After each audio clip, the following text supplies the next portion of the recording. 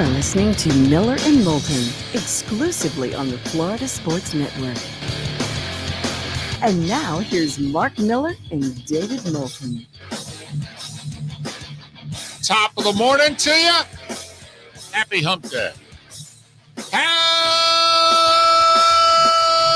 the heck are you, Miller and Moulton? Thanks so much for being with us. Florida Sports Network, floridasportsnetwork.com. We have a terrific show lined up for you. And we also will honor and soak in some of the best work that Vin Scully had to offer. Hours after his passing at the age of 94. Top of the morning to you, Mark. How are you? I am well rested, ready for this show today. We're fired up. Great show, as you mentioned. Phil Steele, our annual appearance with the great Phil Steele. So fired up about that.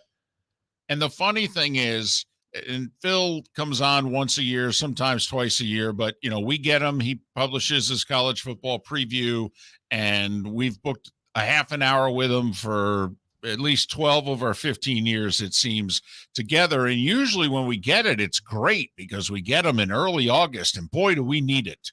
I mean, right. You know, it's a slow time of the year, and boy, this will be a great half hour. It'll be the highlight of the show. It could be the highlight of the week.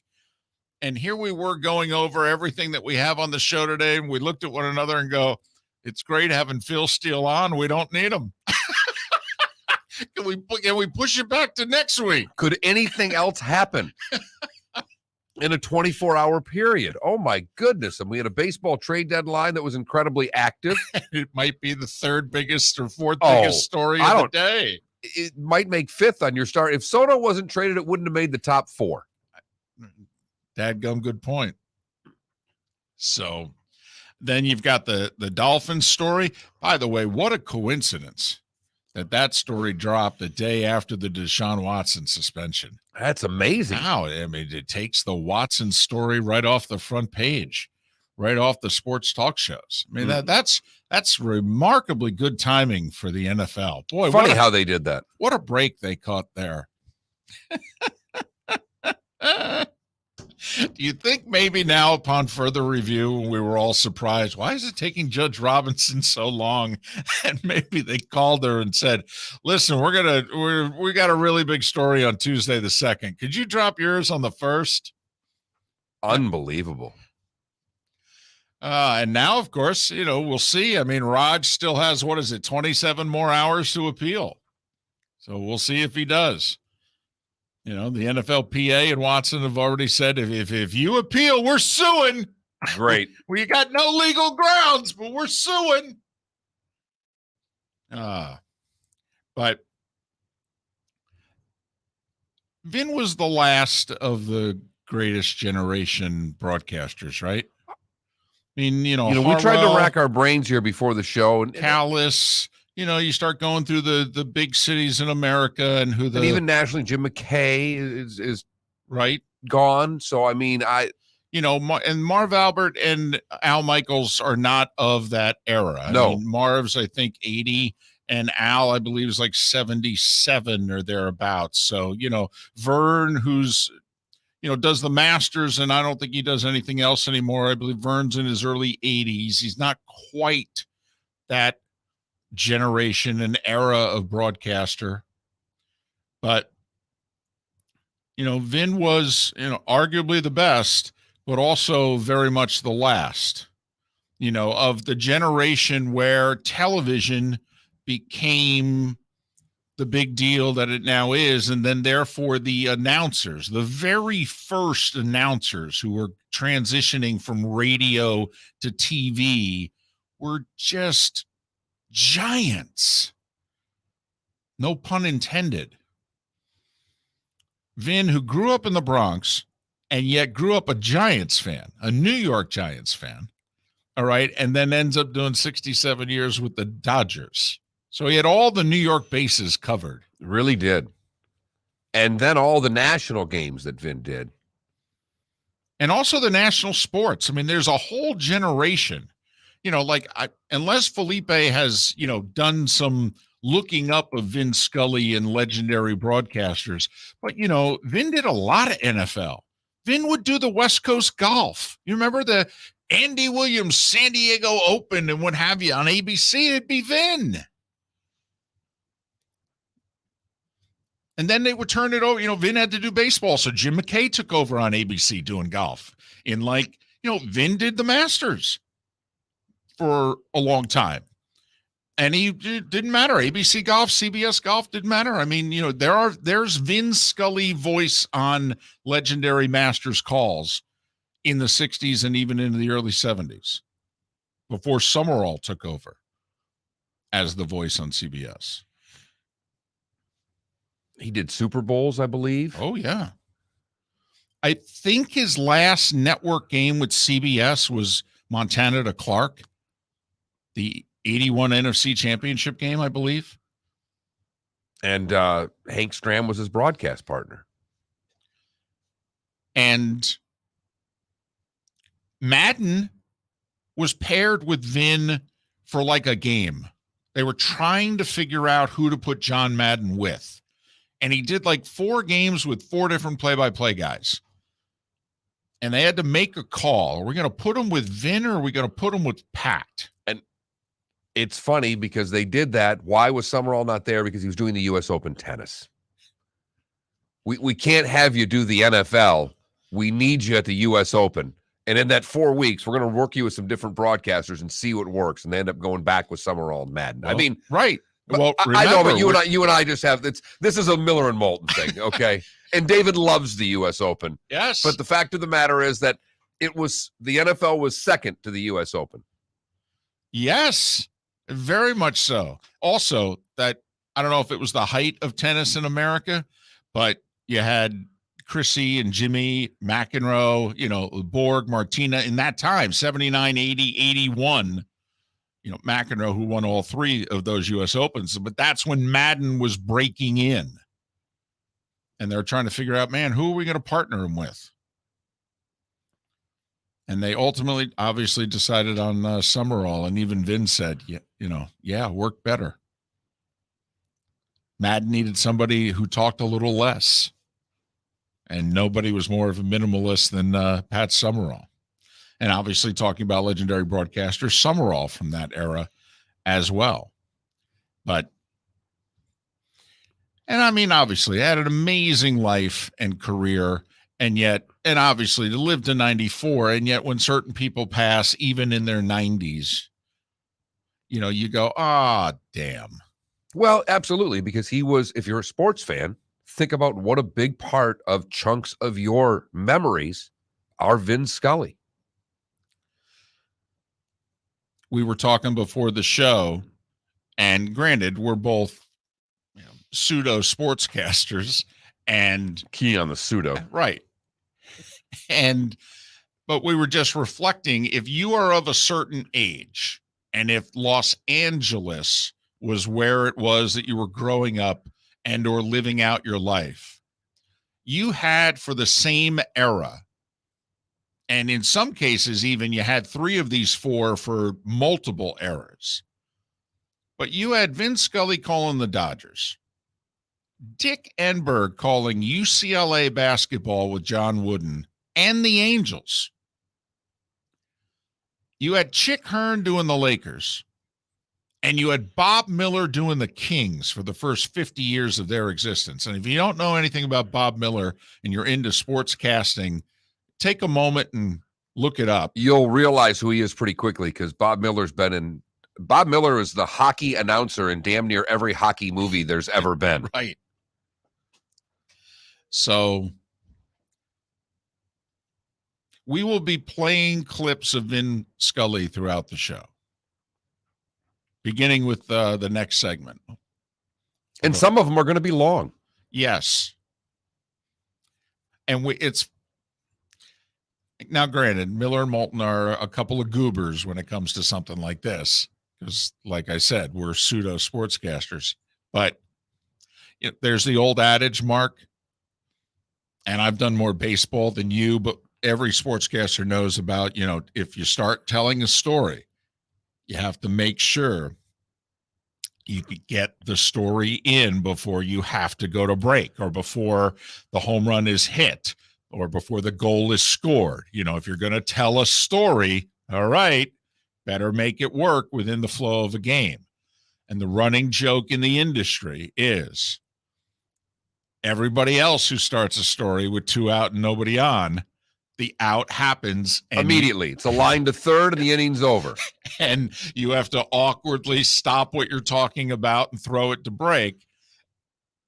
But within the industry, the legend has it, if Vin starts a story with 2 out and nobody on, well, the baseball gods will assure that they will continue the action until Vin is done. There's no doubt. So many unbelievable stories about very little that Vin could capture us for what seemed to be 10, 15 minutes of an inning while he worked in a baseball game. I always remembered, I've never been able to find it, when they used to have the HBO comedy shows and the young comic shows. There was a guy that came up and did a whole bit about Vin Scully doing a game during a nuclear attack. And he had the voice down perfectly. And as it looks as if Los Angeles is disintegrating, ball outside. Harry Shearer does a great Vin Scully. John Miller does a great Vin Scully. So, but obviously the legendary calls, we'll get to those during the show today, remembering the great Vin Scully. And, just a little bit of tying it all up. Vin, who grew up in New York, grew up a Giants fan, breaks in with the Dodgers in 1950 at the age of, I believe, 21. And his last ever broadcast was the Dodgers in San Francisco against the Giants. And he passes on a day when the Dodgers are in San Francisco playing the Giants. Kind of fitting. Yeah. I mean, really and truly, if you're going to make it till 94, that's the way to do it. And very quickly, Vern Lundquist won the Vin Scully Award, and Dick Enberg also won it. But I obviously know Vern.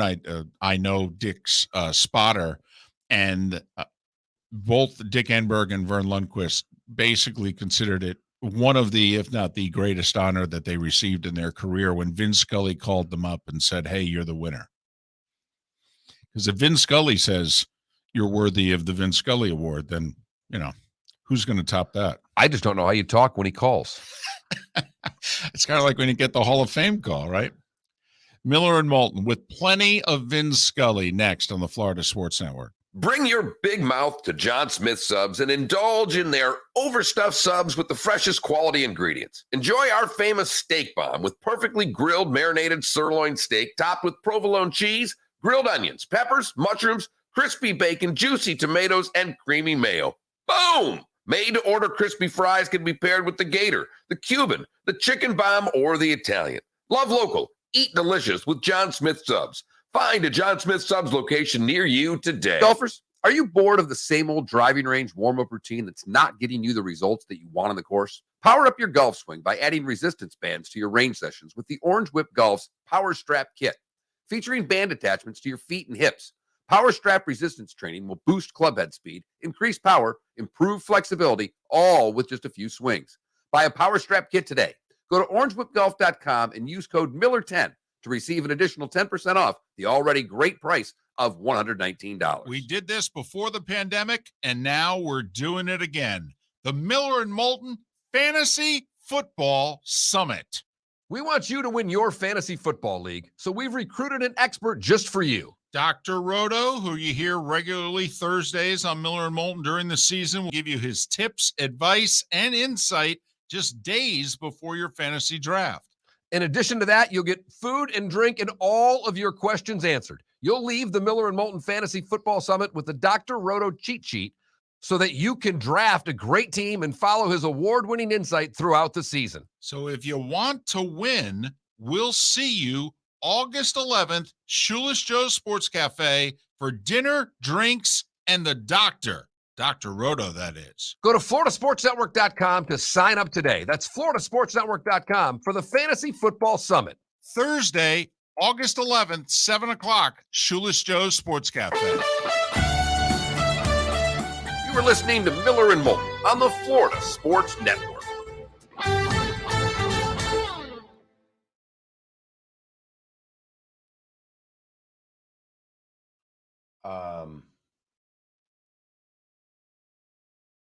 Poll question.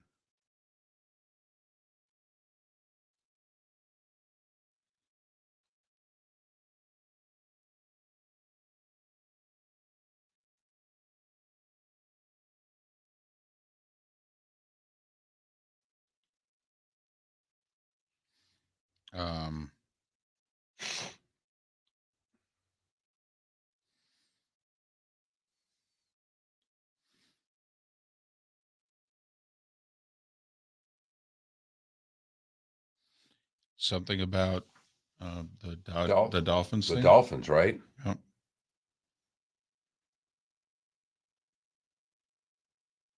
I mean, I think they got off a little light.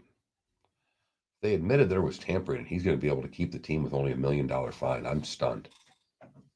It's a pretty short fine. Well, I mean, do we do the same poll question that we did yesterday? Only we changed the question, if you know, the same three things.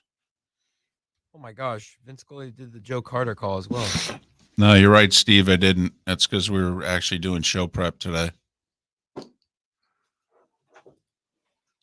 Yeah, every once in a while.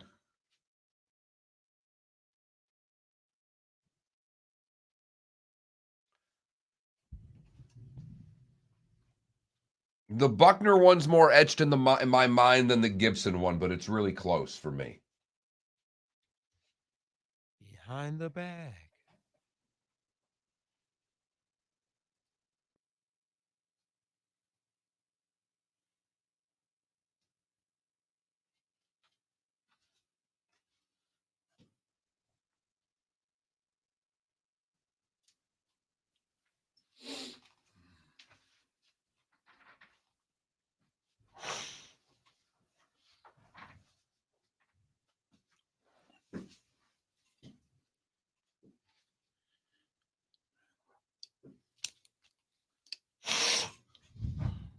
Like I said, the thing that Knight does when he's scoring the winning run, where he just waves his arms in disbelief.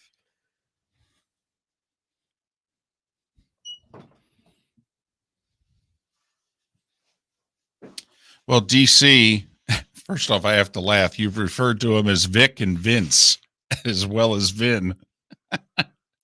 It was a once a year thing. I think he handed it out through Fordham University, which is where he went to school.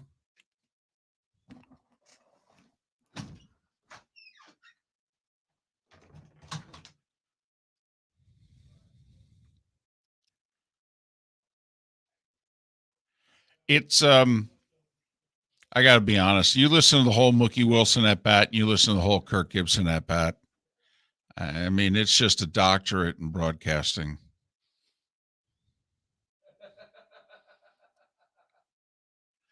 I mean, I think the Gibson at bat took like 3 minutes.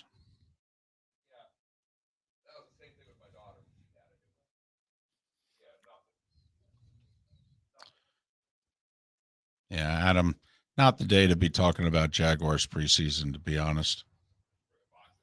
And by the way, Trevor Lawrence is not even playing a snap.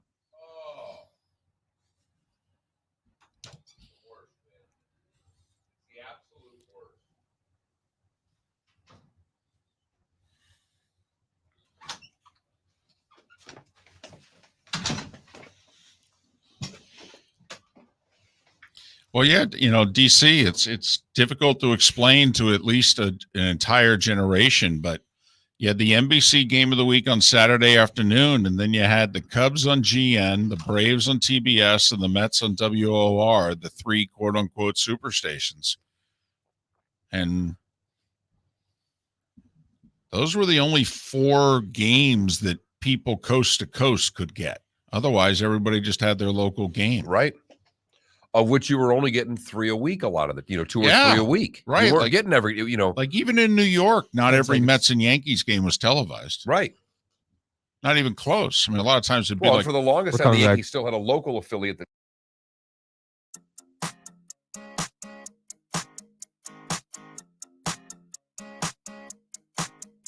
You're listening to Miller and Moulton, exclusively on the Florida Sports Network. 21 minutes past the hour. Miller and Moulton, the Florida Sports Network, floridasportsnetwork.com. Thanks so much for being with us. Terrific show lined up for you today. A little over an hour away from Matt Cannata to talk about the unprecedented violations that the Dolphins committed and the penalties that followed. Phil Steele will join us at 8 o'clock for a full half hour, which includes about a 5-minute segment, which will be exclusively on the Miller and Moulton Twitch channel, twitch.tv/Miller and Moulton. During the commercial break, we can still do a show. So if you've never followed us before on Twitch, today might be a good day to do so.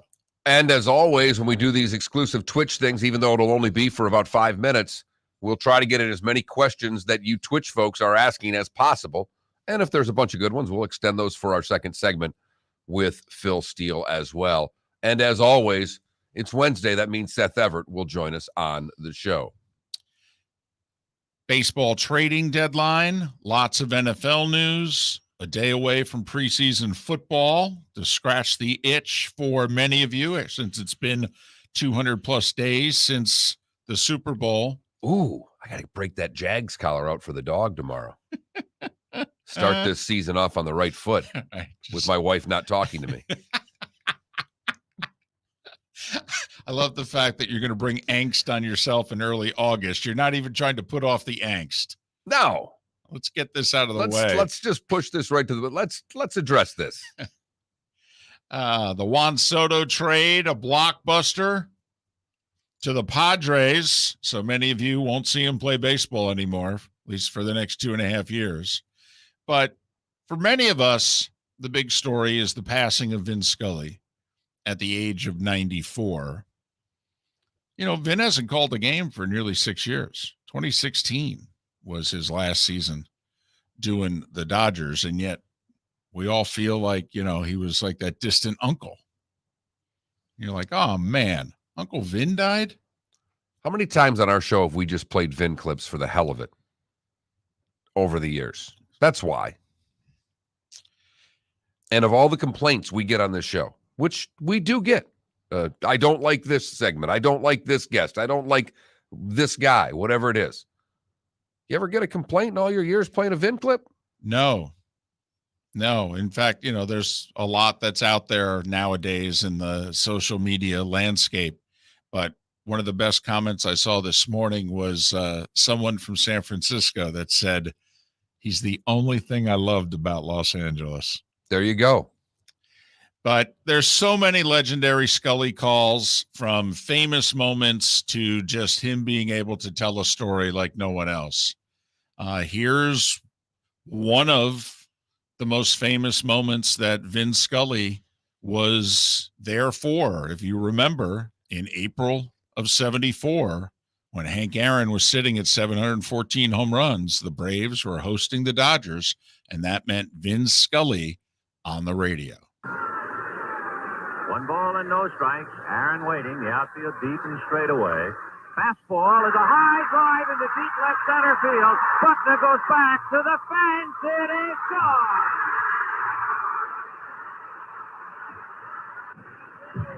What a marvelous moment for baseball. What a marvelous moment for Atlanta and the state of Georgia. What a marvelous moment for the country and the world. A black man is getting a standing ovation in the Deep South for breaking a record of an all-time baseball idol. And it is a great moment for all of us, and particularly for Henry Aaron, who was met at home plate not only by every member of the Braves, but by his father and mother. He threw his arms around his father, and as he left the home plate area, his mother came running across the grass threw her arms around his neck, kissed him for all she was worth. As Aaron circled the bases, the Dodgers on the infield shook his hand, and that was a memorable moment. Aaron is being mobbed by photographers. He is holding his right hand high in the air, and for the first time in a long time, that poker face of Aaron shows the tremendous strain and relief of what it must have been like to live with for the past several months. It is over. At 10 minutes after 9 in Atlanta, Georgia, Henry Aaron has eclipsed the mark set by Babe Ruth. You could not, I guess, get two more opposite men. The Babe, big and garrulous and oh so sociable, and oh so immense in all of his appetite. And then the quiet lad out of Mobile, Alabama, slender and stayed slender throughout his career. Ruth, as he put on the poundage and the paunch, the Yankees put their ball players in pinstripe uniforms because it made Ruth look slimmer. But they didn't need pinstripe uniforms for Henry Aaron in the twilight of his career. He looked almost the same as he did when he first came up 20 years ago. And so it was a memorable moment before the game, and now what a sweet moment it is here in the middle of the game. Fourth inning on that Monday night in Atlanta, Georgia. Kurt Gowdy on television, Vin Scully on the radio, at least in Los Angeles on the Dodgers radio network. A great night for America, indeed. Vin Scully was 94. You know, the ticker was on as we were watching. He was inducted in the Hall of Fame in 1982. And he worked another 34 years. 82. So he was inducted before the Buckner game. Oh, yeah. Yes. Wow. Well, think about it. He had been broadcasting baseball at that point in time since 1950. I mean, That's 40 years ago he was inducted. 40 years ago. I mean, if his career had ended in 82, that's a legendary career. You did 33 years calling Major League Baseball for an iconic franchise, and you were deemed worthy of being in the Baseball Hall of Fame. At which point he shook their hands and he said, "That's great. I got 34 more years Right. to do." It's just unbelievable. There's definitely a crazy stat out there about how many careers he's seen total. And there are so many stories that, you know, I saw one this morning in which he, with two outs and nobody on in an inning, Johnny Gomes at the plate tells a story about when Gomes was attacked by a wolf at the age of 12. And sure enough, the at bat goes to 3-2 because Vin had started to tell a story with two outs and nobody on, and Gomes singles. And as Vin is wrapping up the story, all right, he says, and a line drive past the diving third baseman, base hit, and there's the Wolfman on first with two outs. I mean, But as you said, somehow, some way, he would tell the story and the game would just be secondary, but yet he would miss a pitch. And had the art of getting the story in with the game, all seemingly in perfect timing.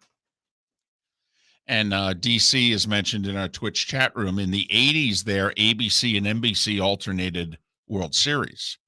So that's the other thing. I mean, as fate would have it, NBC had both the 86 and 88 World Series. So Scully did those World Series.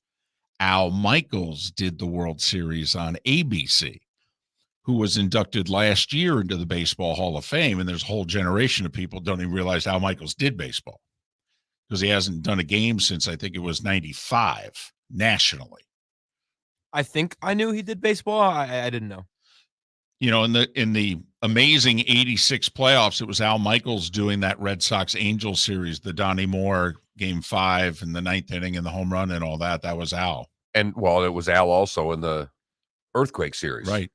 The 89. Giants. Right. An odd year. Miller and Moulton. The starting five on the other side. Thanks for being with us. Florida Sports Network.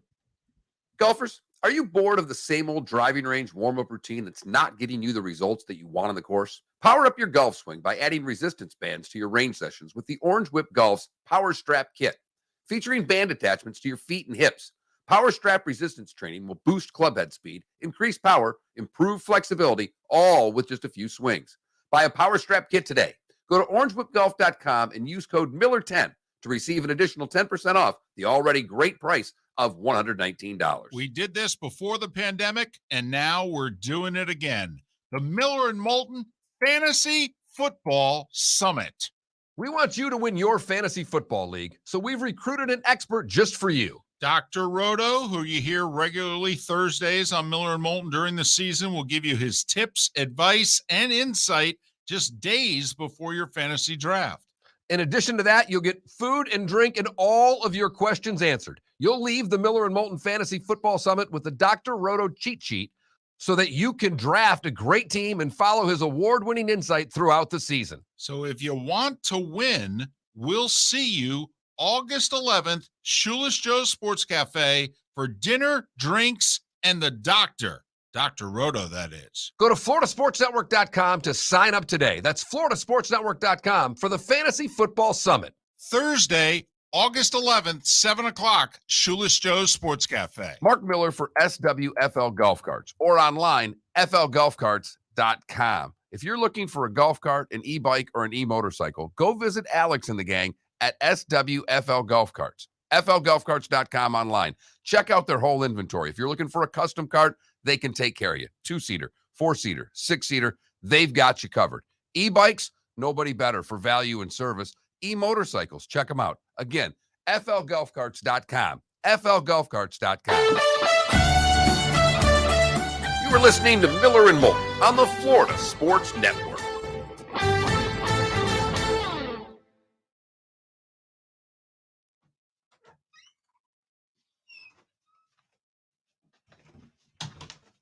Want to come out of break here? Let's go.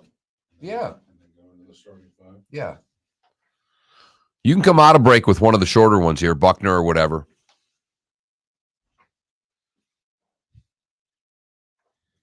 Yeah, and Mark's right. Like if we do Buckner and Gibson early, we'll do them again.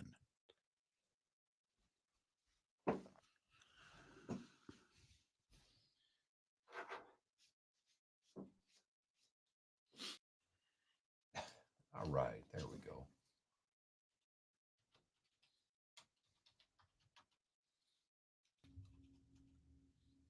What's the Kathy, right? Thanks for listening. That's her name. What? Kathy is her name. Who? Thanks for listening to the Miller and Moulton Show. Oh, Vicky. Vicky.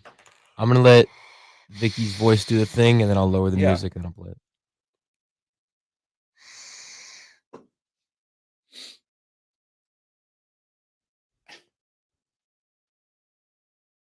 The graphics. Uh-huh.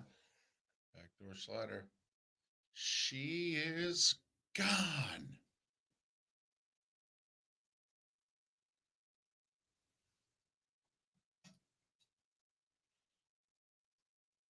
Sorry, I forgot Kathy's name. Yes, Brendan.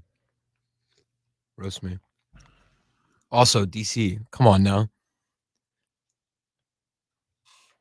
Yeah, that's another one that's probably out there. I don't know if we'll need it, but Larson? no, Dennis Martinez. Okay. Wow, 3 perfect. That's crazy. Well, I mean, he's 67 years. Yeah, but there's only been like 24 in Major League history. He was at 3 of them. How many people can say? Well, the other one is there's only been one in the World Series, Yeah, and he did it. but how many people can say that they were at 3 perfect games? One. Yeah.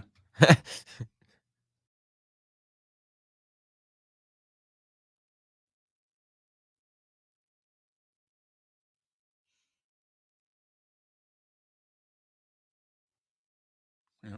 WOR, Channel 9 in New York.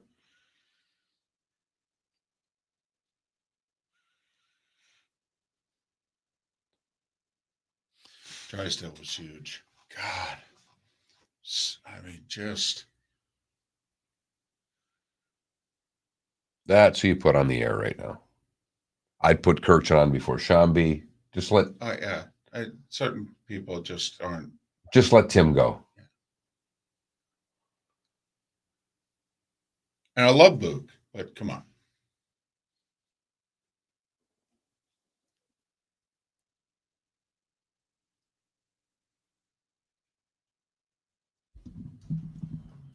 He did it alone for most of them. That's the other thing.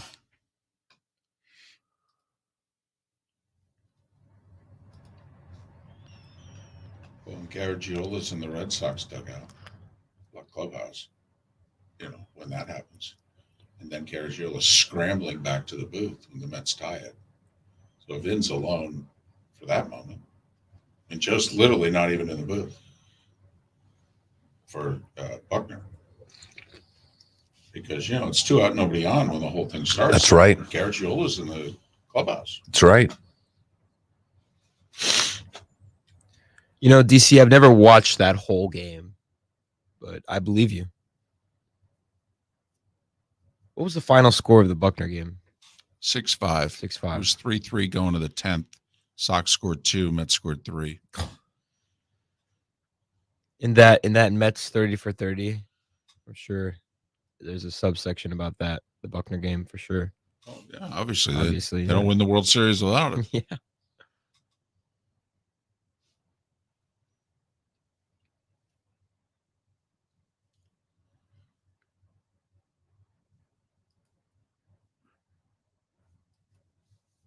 Ten seconds.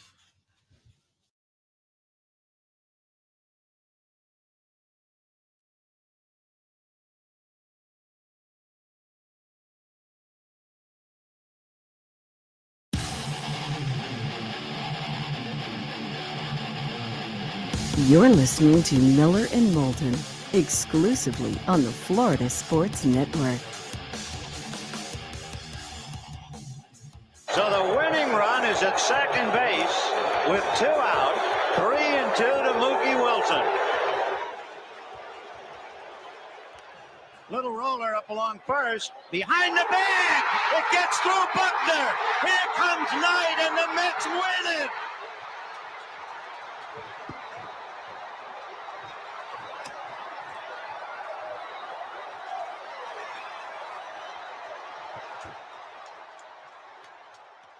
And he doesn't say another word for a couple minutes. Miller and Moulton, the passing of Vin Scully yesterday at the age of 94, and we will honor the legendary broadcaster throughout the show. Did his last ball game in the fall of 2016, 67 years doing Dodgers baseball. He did a lot else in his career. But we were commenting about how much of it he did alone. That's the part that staggers me.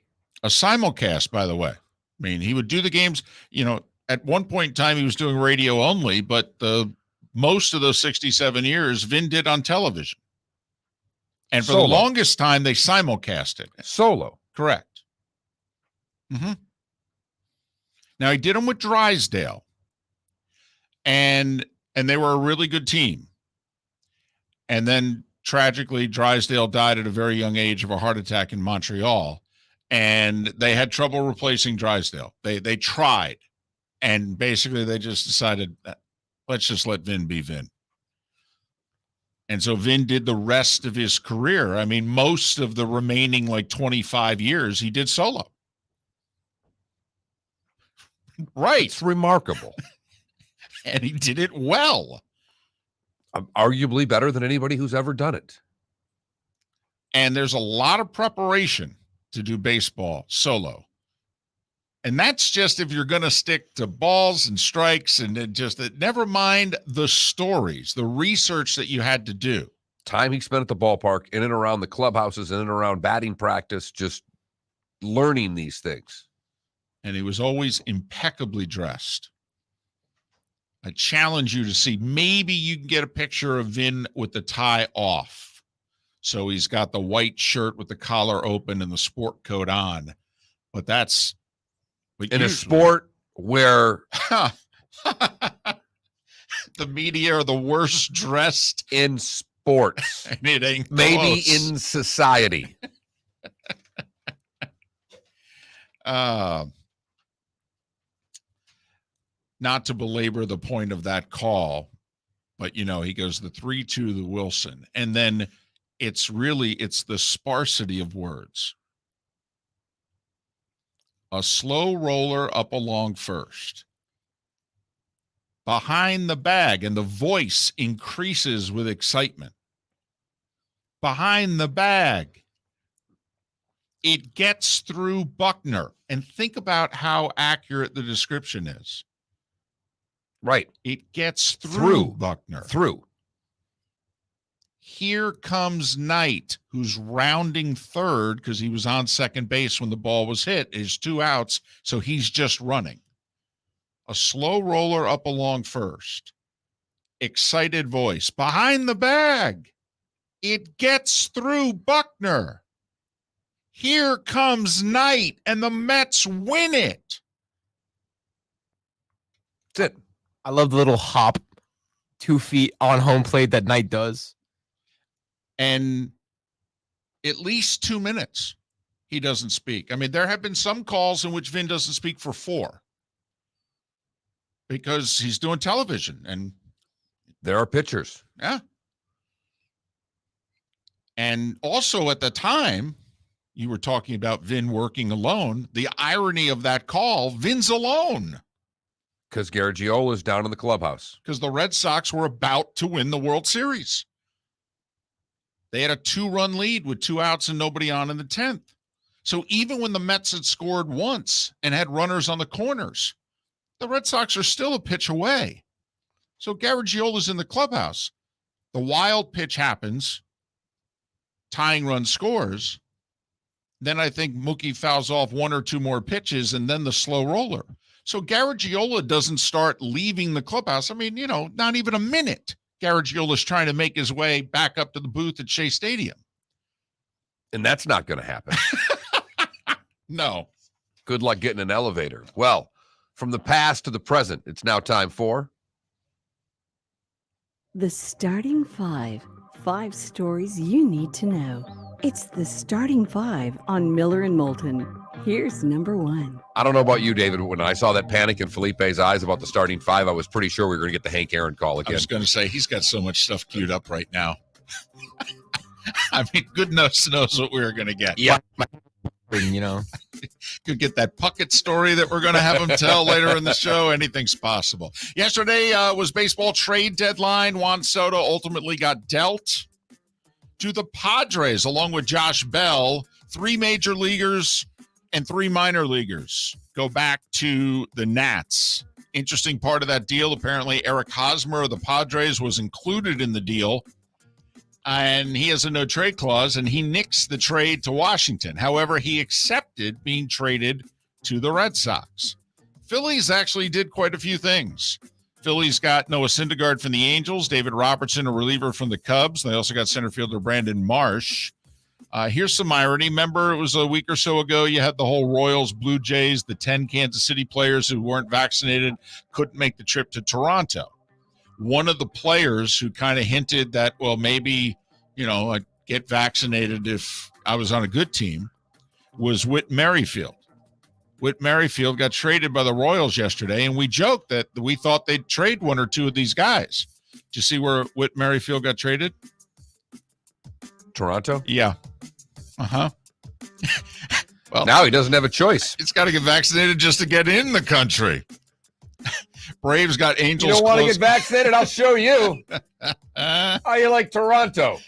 Braves got Angels closer Raisel Iglesias. Marlins sent out a couple relievers, Anthony Bass and Zach Pop, to Toronto, and they get Jordan Groshans, a shortstop who was Toronto's first-round pick 4 years ago. He's apparently a good field, not much of a stick shortstop.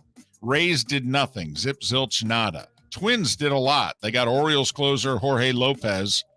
So let me get this straight. The Orioles are very much in it, right? For a playoff spot. And they traded away Trey Mancini. Yeah. And now Jorge Lopez. Yeah. Twins That also bummed me out a little bit. Twins. Wait till you hear Seth Everett in a couple hours. He's ranting on Twitter yesterday. I hope he still brings that kind of energy in a couple hours. Twins also got Michael Fulmer from the Tigers and Tyler Mahle from the Reds. So they added a starter and two relievers, did the Twins. The Twins made a ton of moves. They tried to better their team. Yeah. I don't think almost did it. Guardians and White Sox did anything. Anything. It just pathetic. No, I know the nothing. White Sox GM, when he did his speaking to the press, was upset that he couldn't pull off a trade, that he tried really hard. You did? I'm sorry. Don't go up and tell the press that I tried really hard to make a trade if you didn't make a damn trade because you didn't try hard enough. And you couldn't make one? Right. One. You're not good enough. And you've got a division that is right there for the taking. Although I will say this, he could have stepped to the microphone and said, listen, this team's better than the other two. They've underperformed, and they've been injured. To be honest with you, we should be able to win this damn division with what we have. Go up and say that, then you're going to have to fire your manager after you don't win the division. Well, he's falling asleep during the games anyway. Rays lost for the 8th time in 11 games since the All-Star break. Toronto beat them 3-1. Kevin Gausman one-hit the Rays for 8 innings. And then they took him out in the 9th. Got a one-hit shutout through 8. Why are you coming out of the game? Seattle rallied to beat the Yankees 8-6 after they blew a 4-run lead. Arizona doubled up the Guardians mark 6-3. Detroit beat the Twins 5-3. White Sox won 9-2, however. So those three teams are all separated by just 2 games in the Central. Hey, give it up to the Red Sox. As long as they're not playing the AL East, Mark, they got a real chance. Well, the problem is they're going to have to play a lot more AL East before the year's over. But they've taken the first 2 from a series in Houston. They beat the Astros 2-1. Baltimore, despite the deals, they've won their last 2. They beat Texas 8-2. Dodgers over the Giants 9-5. There is a beautiful picture of the news of Vin Scully's passing taking place during that game, and there's a low shot of Mookie Betts staring at the scoreboard, which has a very handsome picture of Vin Scully with just the dates underneath him, and Betts during the game is just staring at the scoreboard. Very poignant. Padres had a good day yesterday. They made the trade, and they swept the double dip from Colorado, 13-5 and 3-2. Marlins lost to the Reds again. Where are you going to go? Well, they've won 4 in a row, has Cincinnati, 2-1 the final. The Mets were minus 390 yesterday. Minus 390. They had won 7 in a row. DeGrom was making his debut, and the Nats had traded Soto and Bell. Washington wins 5-1. It's like one of the biggest payoffs this year in baseball. Minus 390 were the Mets. And if you don't know that, it means you'd have to bet $390 to win 100. If you bet 100 on the Nats, you won close to 400. DeGrom did go 5 innings, gave up just 1 run, looked really good. Atlanta 13-1 over the Phils. They're 2.5 behind the Mets, 3 in the loss column. Milwaukee lost to Pittsburgh 5-3. Combine that with the Cardinals beating the Cubs 6-0, and the Brewers' lead is down to 2. Phillies with the loss, Cardinals with the win. They're tied for the final playoff spot in the National League. Angels beat the A's 3-1. In the American League, Toronto, Seattle, Tampa are your wild cards. Guardians a game back of the Rays. Baltimore a game and a half back of the Rays. Red Sox and White Sox 2 back of the Rays. Hey, the Rays didn't do anything either, and they needed to. They're banged up, and they don't have enough offense even when healthy. Are we sure the Rays are going to hold off the Guardians, the Orioles, the Red Sox, and the White Sox for that final playoff spot? I can't be sure with how just their health. Right. That's 4 teams. The 3 everyday players aren't in the lineup right now that are 2 of their better sticks. That's 4 teams within 2 games of you, and you're a mess, and you got 60 more to play. Right now, $20. You're going to bet. It could be our poll question. It's not going to be, but it could be. $20 on the Rays to make the playoffs, yay or nay? I'd say yay because they're the Rays and they figure out a way. But boy, oh boy, I really like whether it's the White Sox, Twins, or Guardians to give it a good run because of the division that they're in. NFL, whew, the Dolphins, man, they were a law-breaking mess. They started tampering, trying to get Tom Brady back in August of 2019 is what the NFL If you found can't it. beat him, get him. I mean, he was beginning his final year with the Patriots then. They've been trying to get Sean Payton for 2 years. Yeah, you can't get guys who are employed elsewhere unless you go through the employer. So because of it, the Dolphins are going to lose their first-round pick next year. It's their first-round pick. They get to keep the first-round pick they got for the Niners. So they'll still have a first-round pick. It'll just be San Francisco's. Dolphins lose their first-round pick, which means there'll only be 31 first-rounders in next year's draft. They also lose a third-round pick in 2024. Stephen Ross fined $1 million, suspended 6 games. Who cares? The suspension's such a joke. Although I will say the guy who's going to replace him as owner, Bruce Beal, he's suspended for a year.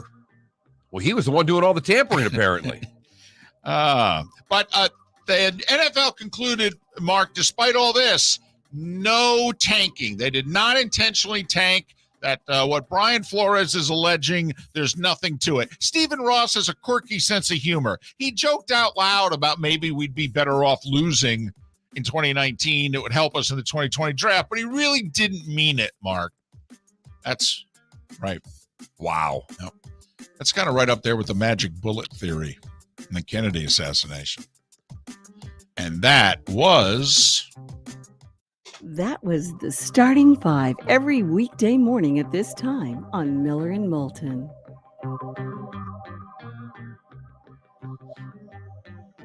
So there you go. Dolphin, how you doing this morning? How do you like your franchise? How do you like your owner? You know, I could spin this. I know it's why I asked it very open-ended, David.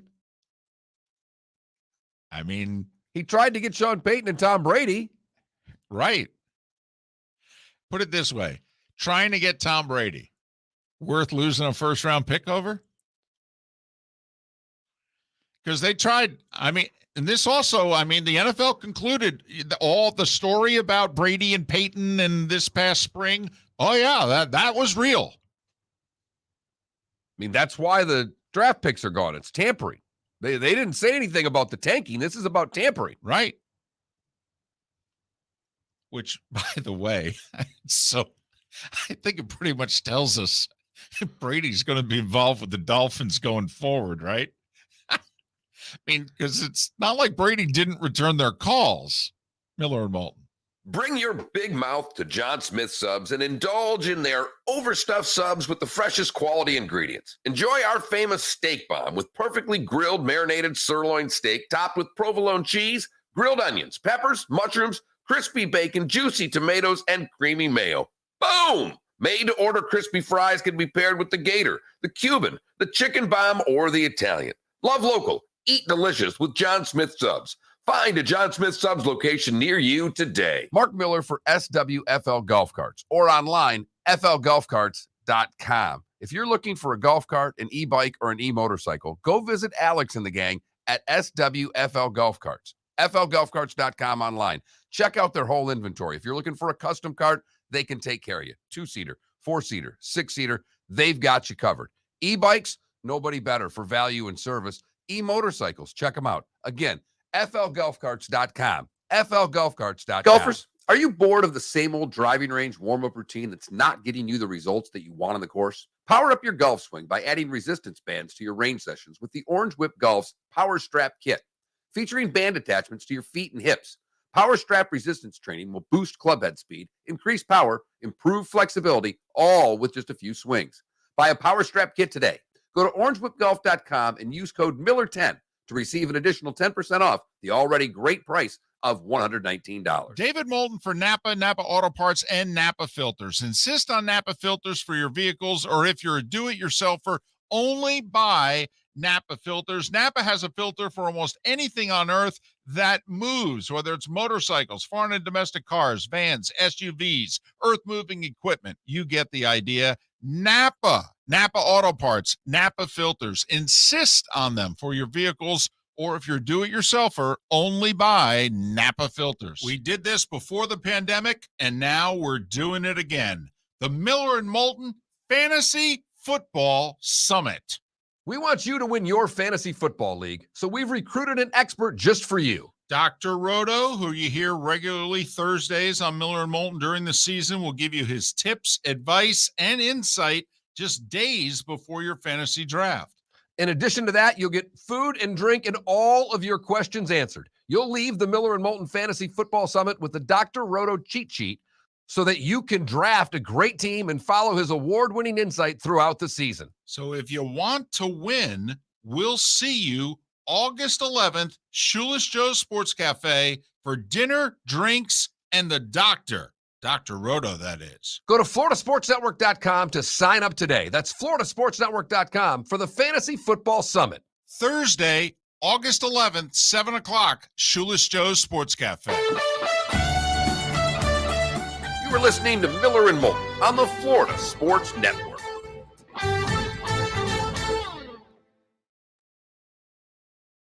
But the one host was where you were. What are the Cubs thinking? What, ripping the Rays. But what are these teams thinking that aren't making moves? Really rip the White Sox. But that's what I don't get. The Twins make all these moves. The Guardians and the White Sox do nothing. Well, It's ESPN that went dark. oh, wow. So try 207. Please don't. Oh, sorry. Yeah. Wow. How All about right. Then that? instead of that, though, can we at least go to the NFL Network? I can't watch this show. I 212. understand. Hold on, let me see. I'm kind of interested to see what the heck's going on right now.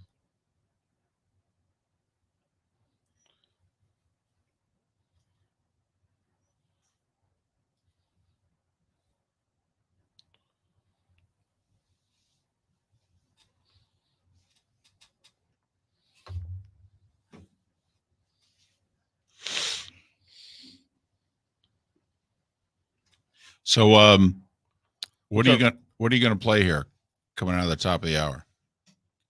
Play Gibson. What's our poll question? Good one. Same three choices that you had yesterday, but it's got to be about the Dolphins' Right. punishment, right?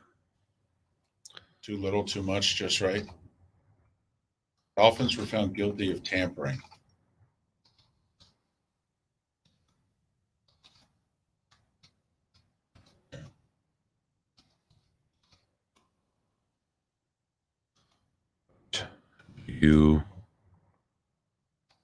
They were penalized a first and third round pick. What do you think of the punishment?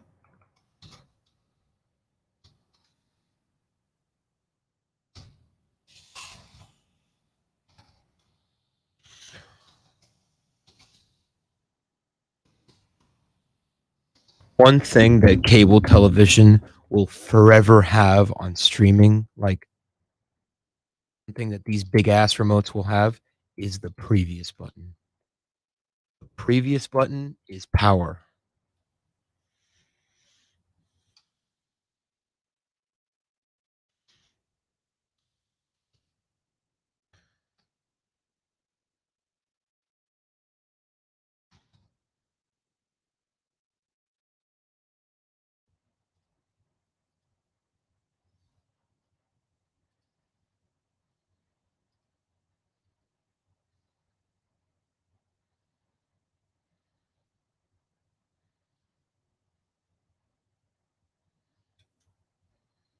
So you mentioned Al Michaels did baseball. He just did baseball for ABC, or?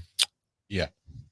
Well, no, he started as when the Reds were becoming the big Greg machine. It was Marty Brennaman and Al Michaels. Wow. Yeah. And what NBC used to do back in the day, which I wish they did it now. Kirk Gowdy was the voice, and the analyst would be the home team's play-by-play guy. So like when the Reds and the A's were in the World Series, Gowdy did the games in Cincinnati with Al Michaels and the games in Oakland with Bill King. That's cool. Yeah. That's really cool. Yeah.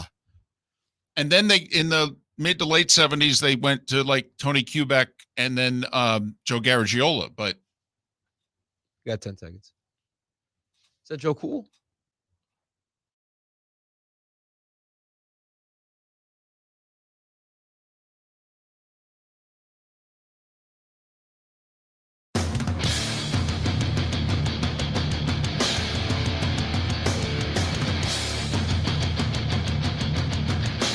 You are listening to Miller and Moulton, exclusively on the Florida Sports Network. And now, here's Mark Miller and David Moulton. The game right now is at the plate. High fly ball into right field. She is gone!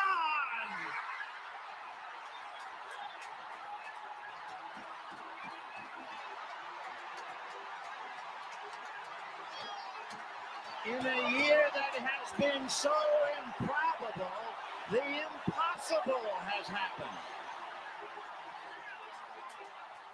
Vin Scully with one of his legendary calls, the Gibson Homer.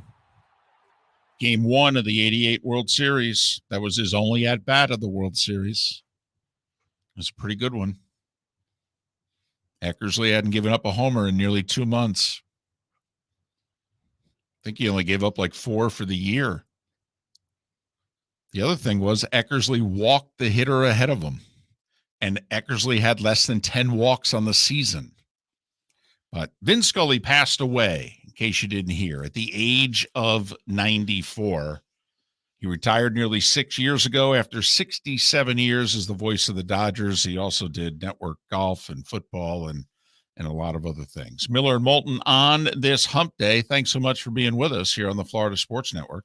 We've got our poll question up already, David, because, well, the Dolphins tampered. Oh, boy, did they ever. Hey, come on, you got to give it. It wasn't just one time. I mean, no, it was 3 years. 3 years. Habitual tampering. Hey, hold on a second. Yeah. It's us again. Tom, Sean, you sure you don't want to come? No, I'm not going to stop calling you. We really want you.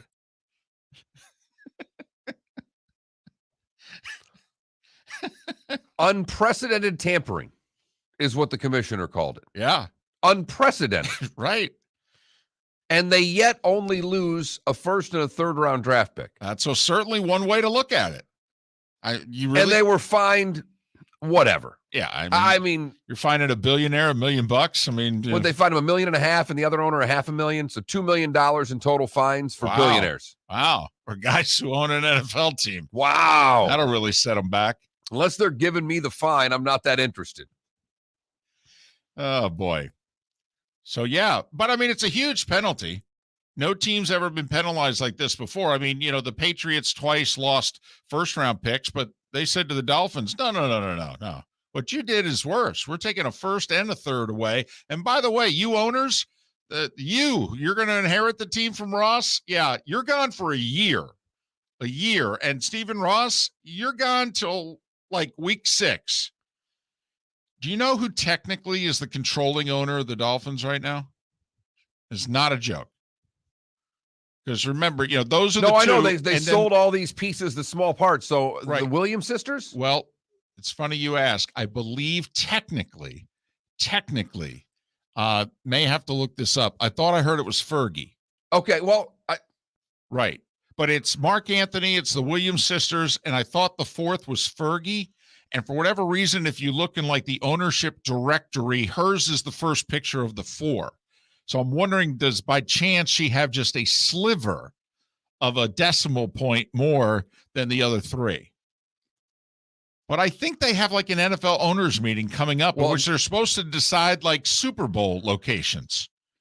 And from this day for the next 10 weeks, all right, there is no owner of the Dolphins. Stephen Ross can't do nothing till like October 17th. The other guy's out for a year. And so, yeah, it could be Mark Anthony. It could be Serena. I thought the way I read it is that could be part of that. Like they don't get to vote on these things. There you go. Okay. Because I don't think combined the 4 of them own like maybe a full percentage point of the team. But I don't know if it's Fergie or it's somebody else. For whatever reason, I got Fergie in my head. So I thought I saw that somewhere. All right. I just guessed the Williams sisters because I knew they had a and they small do, piece along of the with team. Mark Anthony. And I'm trying to figure out, did J-Lo have a piece at one point, or since they got divorced, but she doesn't have a part of the team. I know that. Yeah, they cannot attend league meetings through the end of the year. Stephen Ross and Bruce Beal. Oh, my goodness. You are tough, NFL. But there's many different ways you could spin this. You lying, cheating blankety blanks. And think about all the Dolphin fans who have called the Patriots cheaters over the years. I mean, in a way, you got to stop. I mean, at least on the Patriots, you got to stop. I mean, you know, if there are a bunch of blankety blanks, well, guess what? Your guys were too. So the Dolphins were found guilty of tampering and penalized a first and third round pick. What do you think of the punishment? We went Goldilocks here. Too much, too little, just right. I mean, the reason we did it, though, is that Mark had already typed the bottom half of the poll question from yesterday.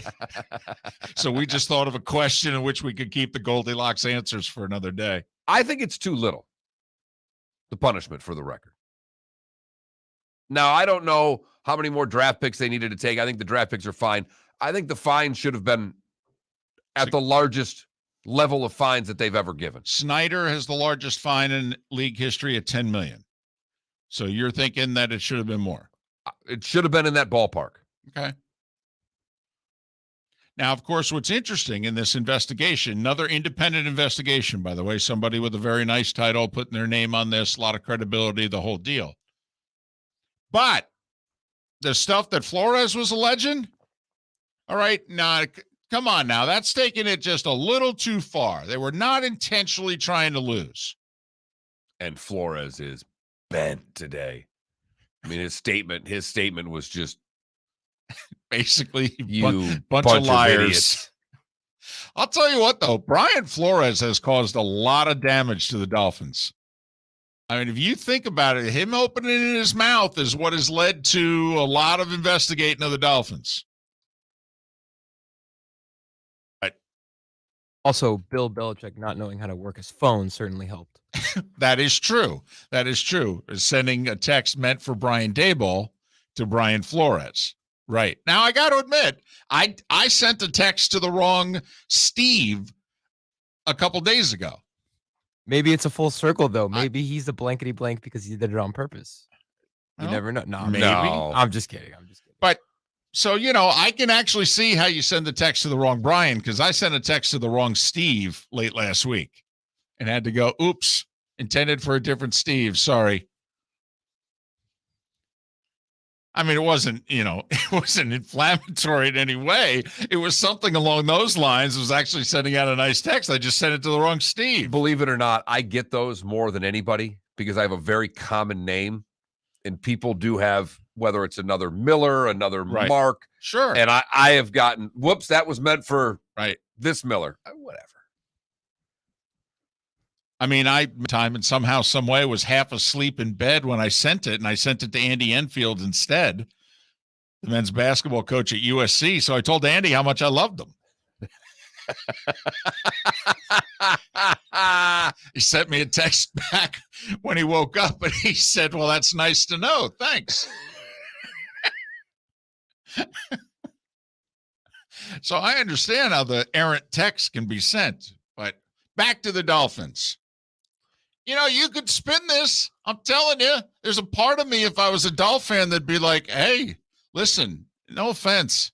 If we're going to break the rules, if we're going to tamper, yeah, okay. Tom Brady, Sean Payton. Yes, worth tampering for. Besides, have you seen some of our first-round picks in the last 20 years? So what? We could screw those up too. So I have to give up a first and a third rounder for the chance to get Brady and or Sean Payton. Where do I sign up? I mean, you could spin it that way. There's no doubt. There's no doubt. And at the same time, I don't think Dolphin will, because Stephen Ross has been, well, damn near public enemy number one for Dolphin.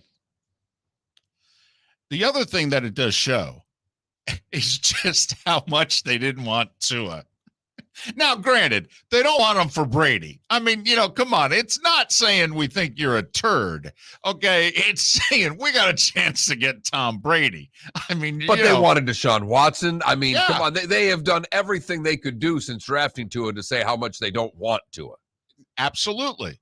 Correct. It does make you want to go back and go, so who drafted this guy anyway? No, seriously. Was it Ross? Was it Greer? Was it Flores? Honestly, Well, it wasn't Flores. Well, I understand, but, there's... Well, no, but Flores can't, from all accounts, couldn't stand him either. Right. So it sounds like this is really Chris Greer's doing, because clearly Stephen Ross doesn't want him either. Although apparently he wanted him over Deshaun Watson. I think the story goes that at the end of the day, Ross was the one going, no, we'll hang tight with what we have. We're not going to go and pursue that any more than we already have. I'm ending our pursuit of Deshaun Watson. Call Brady back. See what he's doing. And while you're at it, can you call Sean Payton and see if he's willing to come as well? So the common denominator is Peyton and Brady have the same agent, Don Yee. And so this to-be owner of the Dolphins is Bruce Beal. Beall. Is that how you pronounce it? And so I don't know. I'm literally asking, but I know that's how his last name, I think, is spelled. I believe it's Beall. Beal. Okay. Just so Beal. So Beal's the one who apparently knows Yee. So hey, what are you guys doing? You want to come to Miami? I know. I keep calling, but worst you can do is say no. The word was they were both willing to say yes in around February, March. Well, they both resigned. Right.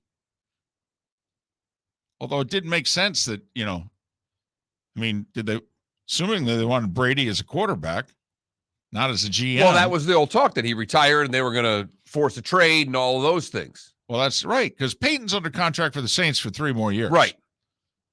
Dolphins never called the Bucs or first the Patriots. They started tampering with Brady during his final training camp with the Patriots, August of 2019. Bunch of cheaters. So they didn't call the Patriots, obviously. They've never called the Bucs. They apparently called the Saints after Peyton resigned. What's worse? Tampering or trying to tamper and not being able to complete it? If you're a Dolphin fan today, not only did we cheat, we were unsuccessful in attempting to cheat. We're a bad cheater. I think the cheating is worse because they would have had to make a deal. So, I don't know. And it's bad, though. They're a bunch of lying, cheating blankety blanks. And they're bad at it. That's even worse. Miller and Moulton, the Florida Sports Network. Golfers, are you bored of the same old driving range warm-up routine that's not getting you the results that you want on the course? Power up your golf swing by adding resistance bands to your range sessions with the Orange Whip Golf's Power Strap Kit. Featuring band attachments to your feet and hips, Power Strap resistance training will boost club head speed, increase power, improve flexibility, all with just a few swings. Buy a Power Strap Kit today. Go to orangewhipgolf.com and use code Miller10 to receive an additional 10% off the already great price of $119. We did this before the pandemic, and now we're doing it again. The Miller and Moulton Fantasy Football Summit. We want you to win your fantasy football league, so we've recruited an expert just for you. Dr. Roto, who you hear regularly Thursdays on Miller and Moulton during the season, will give you his tips, advice, and insight just days before your fantasy draft. In addition to that, you'll get food and drink and all of your questions answered. You'll leave the Miller and Moulton Fantasy Football Summit with the Dr. Roto cheat sheet so that you can draft a great team and follow his award-winning insight throughout the season. So if you want to win, we'll see you August 11th, Shoeless Joe's Sports Cafe for dinner, drinks, and the doctor. Dr. Roto, that is. Go to floridasportsnetwork.com to sign up today. That's floridasportsnetwork.com for the Fantasy Football Summit. Thursday, August 11th, 7 o'clock, Shoeless Joe's Sports Cafe. Bring your big mouth to John Smith Subs and indulge in their overstuffed subs with the freshest quality ingredients. Enjoy our famous steak bomb with perfectly grilled marinated sirloin steak topped with provolone cheese, grilled onions, peppers, mushrooms, crispy bacon, juicy tomatoes, and creamy mayo. Boom! Made-to-order crispy fries can be paired with the Gator, the Cuban, the chicken bomb, or the Italian. Love local. Eat delicious with John Smith Subs. Find a John Smith Subs location near you today. You are listening to Miller and Moulton on the Florida Sports Network.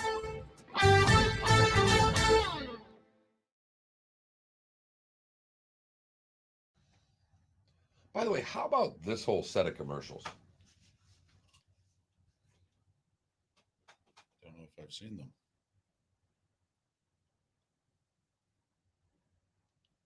I've not seen this one, but I've seen, they've got this whole, I don't even know what they're for, but Is this the Last Supper? What are we doing? yeah.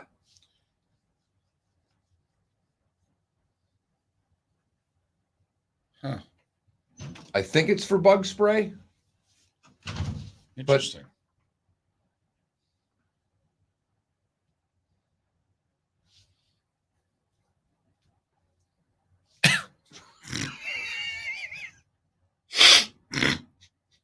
I love the fact he's got a name tag on. Look at. Then they got Moses. Yep. He's got a name tag on though. Jesus. That's funny.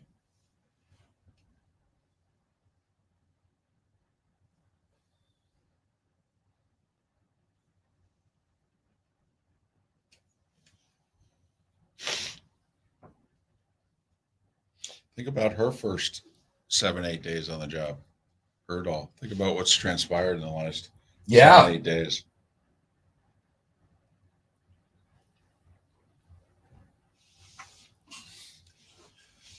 I'm sorry, I don't read any of your guys' stuff. It's only Flacco scrutinizing me.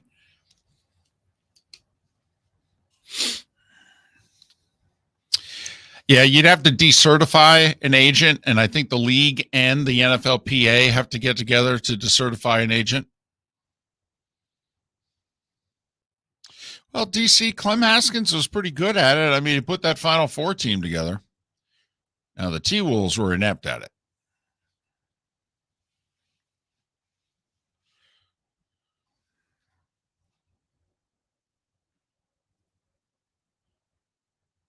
Ooh, RCB, that's interesting. About the salary cap deal.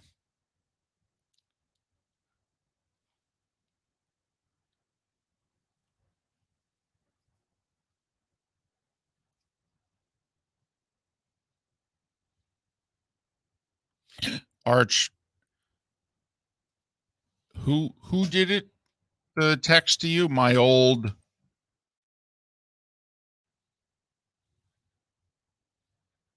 Because you typed bad. Do you mean dad?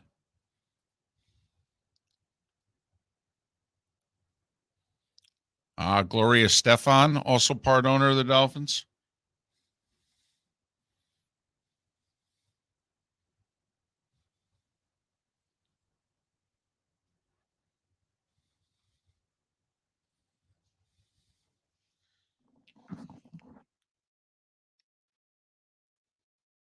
Yeah, Fergie has an ownership.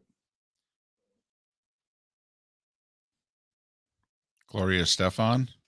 Were you ever casted in Indianapolis? We've never worked in Indianapolis, no. No. But thanks for jumping in here, Bray. I like Indianapolis.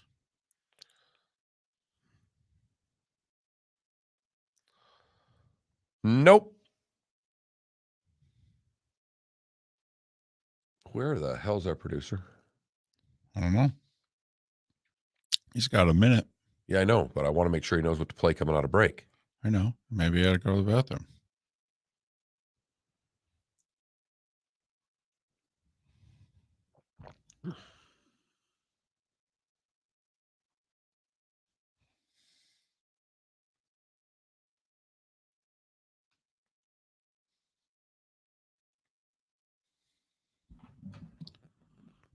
Which one do we want? The Matheny bird poop one here. We could if we want to run a long one. Because we don't have another long one to run. Right.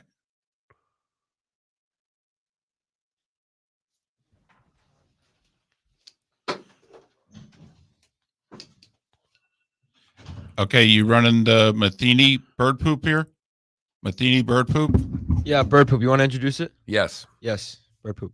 I don't know the story, so I'll take us back. 10 seconds. Sorry about that.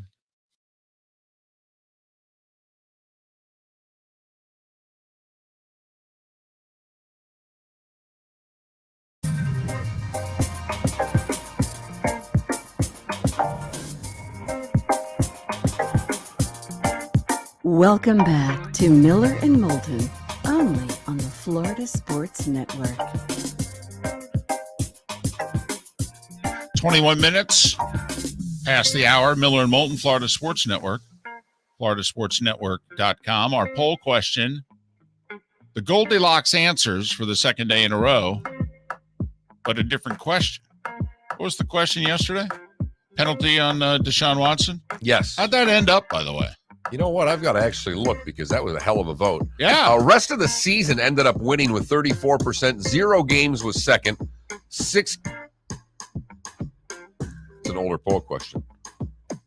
Yeah, I'm sorry. Yeah, so 0 games was second. 6 games, doubling it, was third. And then just the 2 games, which you think ended up being last. But it was 18% for last, 34% for first. So our audience and the two of us all over the board on that one.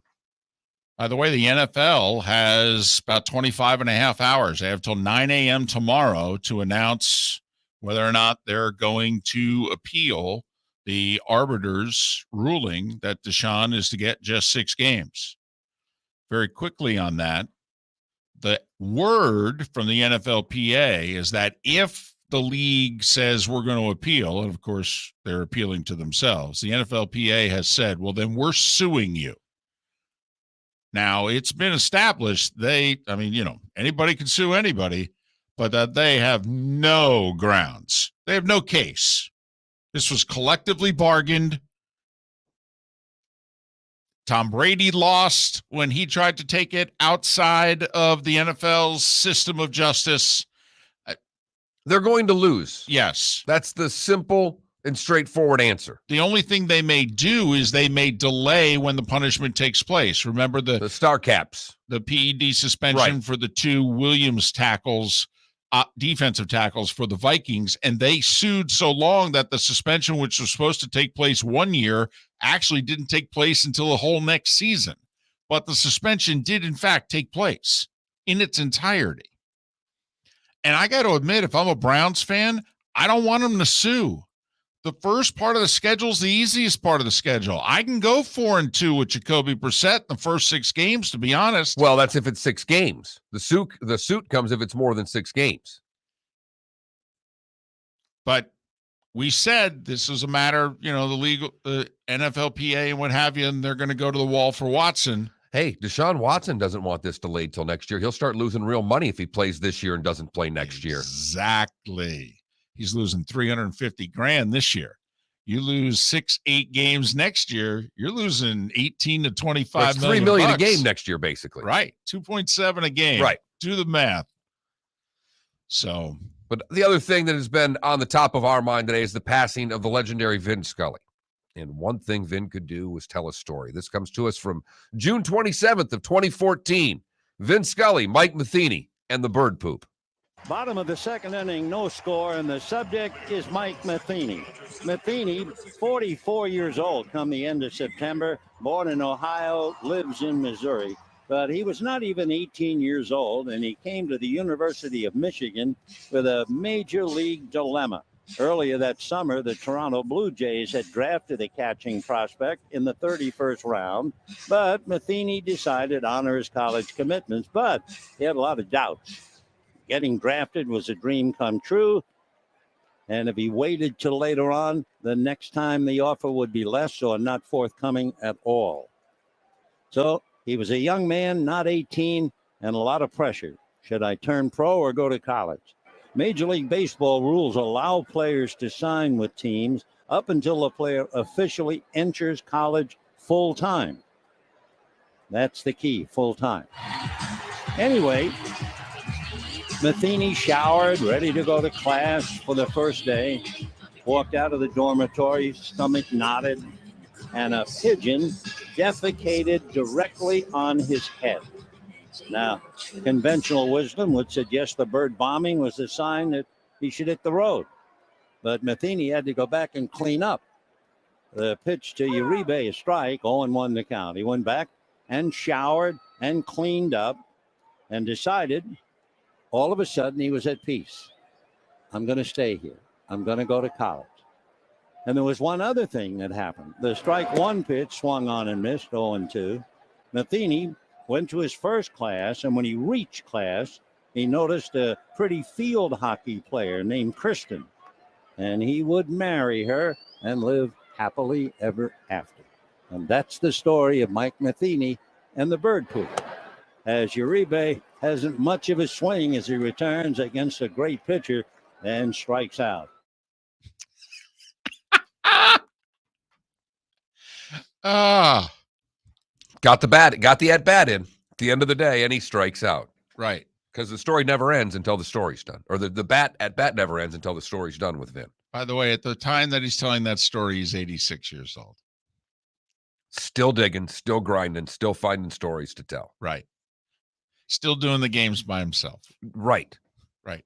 And is entertaining. And even you, who loves to work more than any human I know, could you imagine digging that hard? The research you do for whether it's Troy or Gary, and now you've done some golf stuff, you love to dig in and get research. I do. At 86, I can't imagine you'd still love to do research like that. Now, I will say, I believe in, say, the last 15 years of his career, I believe he paid someone to help him. Okay. I believe he had a helper. All right. But still, he did much of it himself. He was always down on the field. That's right, the thing. He was talking to the current day coaches and players, and he was so revered that, ball players have an arrogance to them.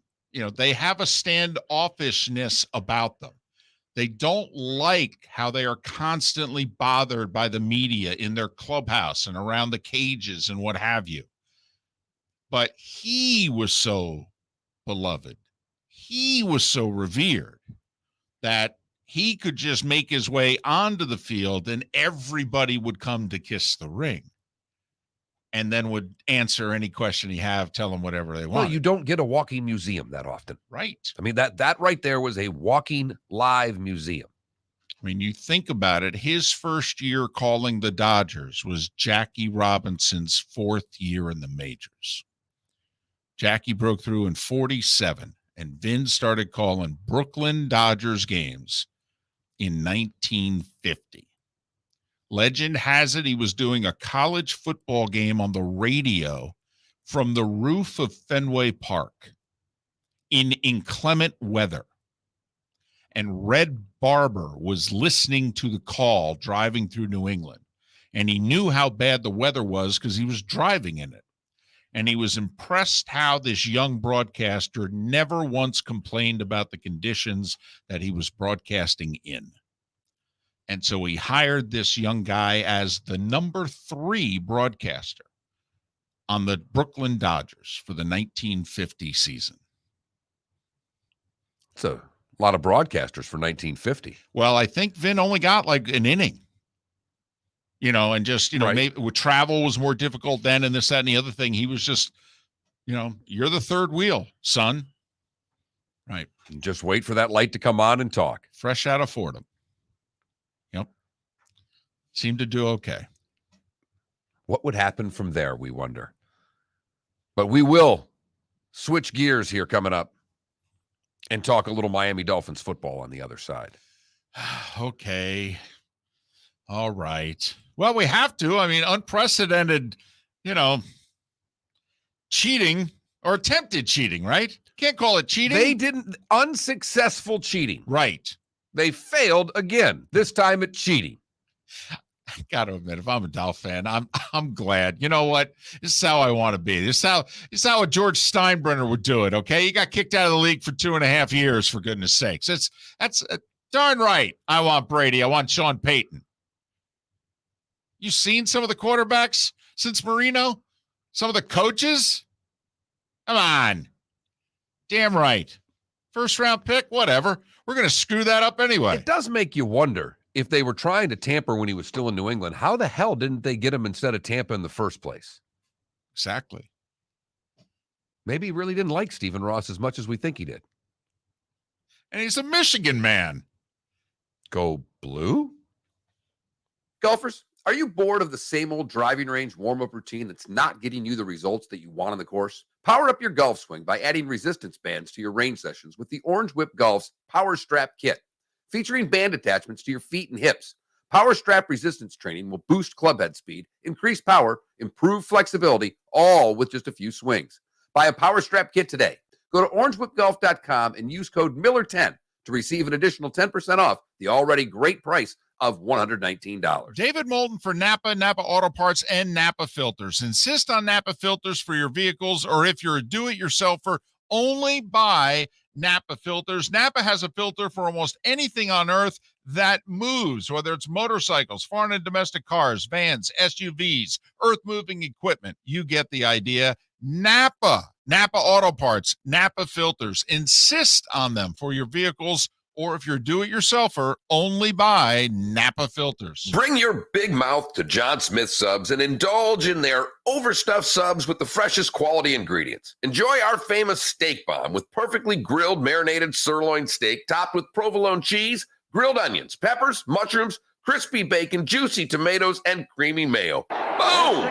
Made-to-order crispy fries can be paired with the Gator, the Cuban, the chicken bomb, or the Italian. Love local. Eat delicious with John Smith Subs. Find a John Smith Subs location near you today. Mark Miller for SWFL Golf Carts, or online, flgolfcarts.com. If you're looking for a golf cart, an e-bike, or an e-motorcycle, go visit Alex and the gang at SWFL Golf Carts. flgolfcarts.com online. Check out their whole inventory. If you're looking for a custom cart, they can take care of you. 2-seater, 4-seater, 6-seater, they've got you covered.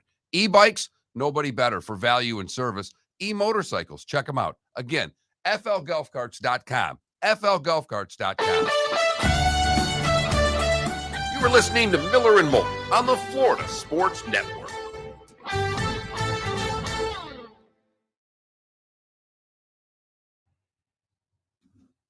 You want to play really quick? Yep.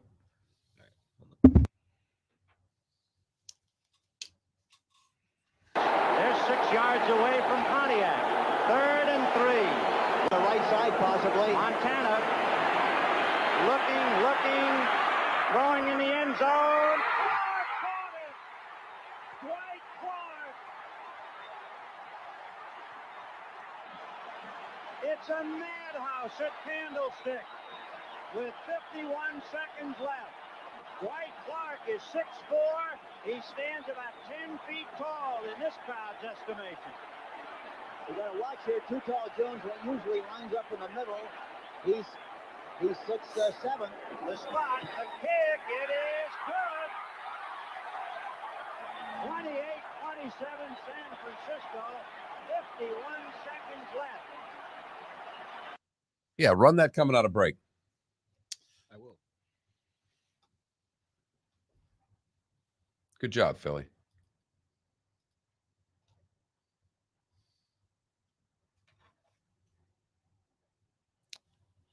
Now, you're going to have Matt on hold before you play that, right? Yes. Okay.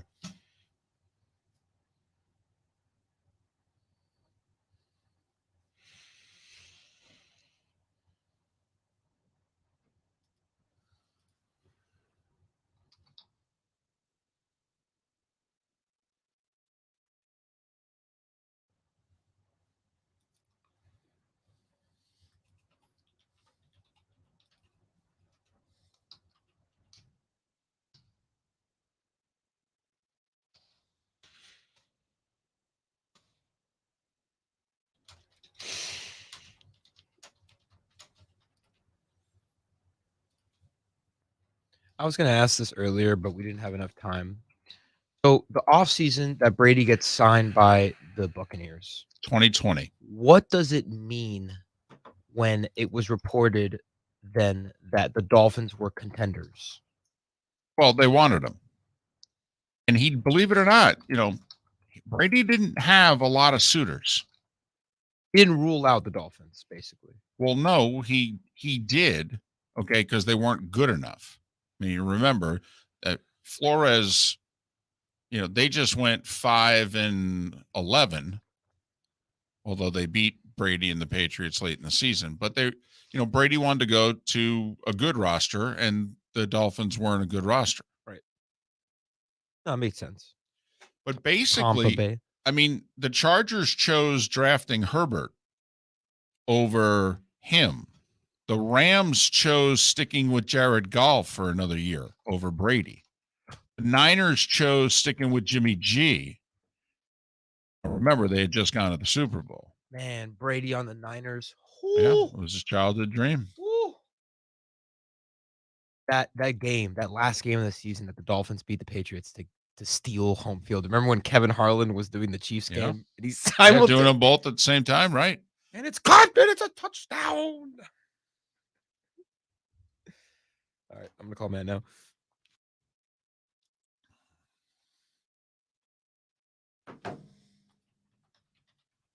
What do you say, Matt? Good morning. Your phone's about to ring. Right. And then you're going to listen to a famous call while on hold.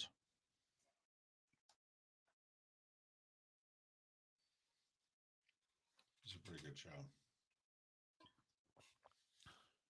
And ironically, it's, to me, going along at a really nice, like yesterday went really fast. Today's not. And I don't mean that in a bad way. It's just kind of flowing. You mean like a baseball broadcast? Top of the third, and here's Mike Matheny. They only cut out how many, because there's 2 cuts on that whole thing. You could hear like a couple. Right, yeah.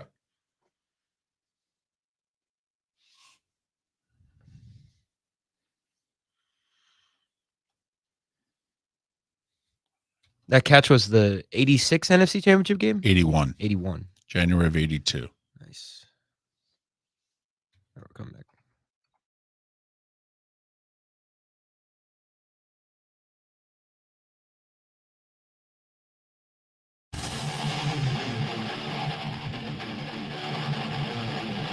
You're listening to Miller and Moulton, exclusively on the Florida Sports Network. They're 6 yards away from Pontiac. 3rd and 3. The right side, possibly. Montana looking, throwing in the end zone. Caught it! Dwight Clark! It's a madhouse at Candlestick with 51 seconds left. Dwight Clark is 6'4". He stands about 10 feet tall in this crowd's estimation. You got to watch here. Too Tall Jones usually lines up in the middle. He's 6'7". The spot, the kick, it is good. 28-27 San Francisco. 51 seconds left. Vin Scully with the legendary Hank Stram. Montana to Clark and the start of a dynasty in San Francisco, the 1981 NFC Championship game. One of Vin's many famous calls. He also did a lot of golf, did Masters on CBS, was the voice of the West Coast Swing on ABC back in the day. But Vin Scully passed away yesterday at the age of 94. We just wanted to let those that didn't know that Vin also did some pretty big football over the years. No doubt there. Matt Cannata, speaking of football, Pro Football Network, profootballnetwork.com, kind enough to join us once again. PFN 365 is how you can follow the site. You can follow Matt at Cannata PFN. Cannata PFN. Matt, David, and Mark, once again, how are you? So, what'd you make of what the NFL did yesterday? Was it the PR playbook 101 of trying to distract away from Deshaun Watson?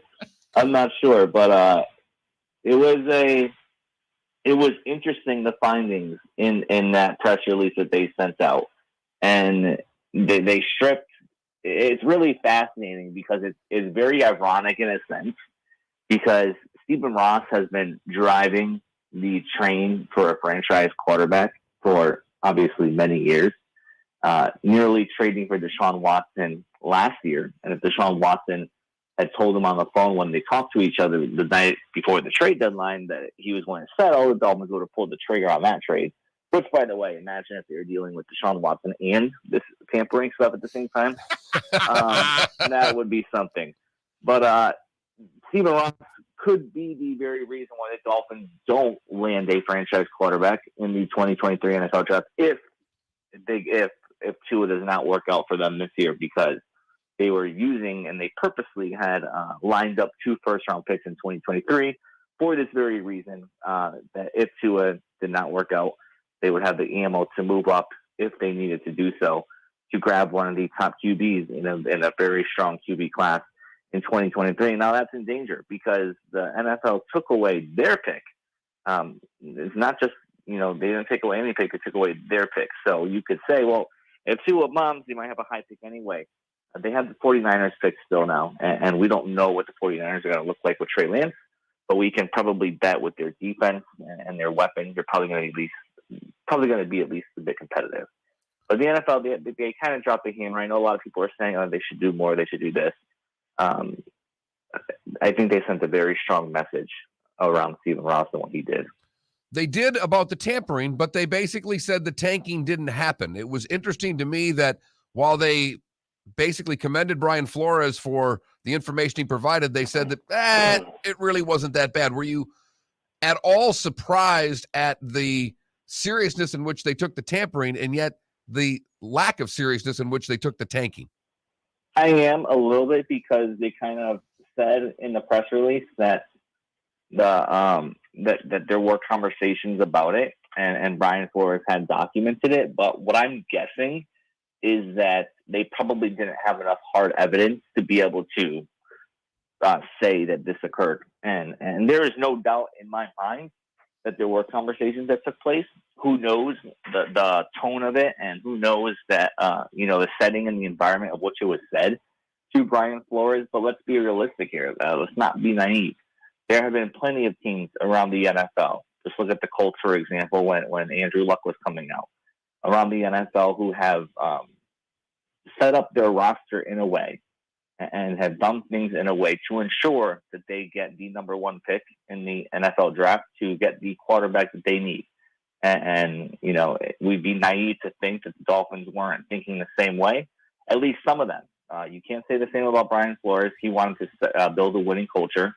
But in the back of everyone's mind down there, it's, okay, if we do this, this, this, and this, and we lose this, this, and this, and this, we're going to have our pick of the litter in the NFL draft. And they didn't. And they could have gotten Joe Burrow, who they tried to make a last-ditch effort to trade up and get.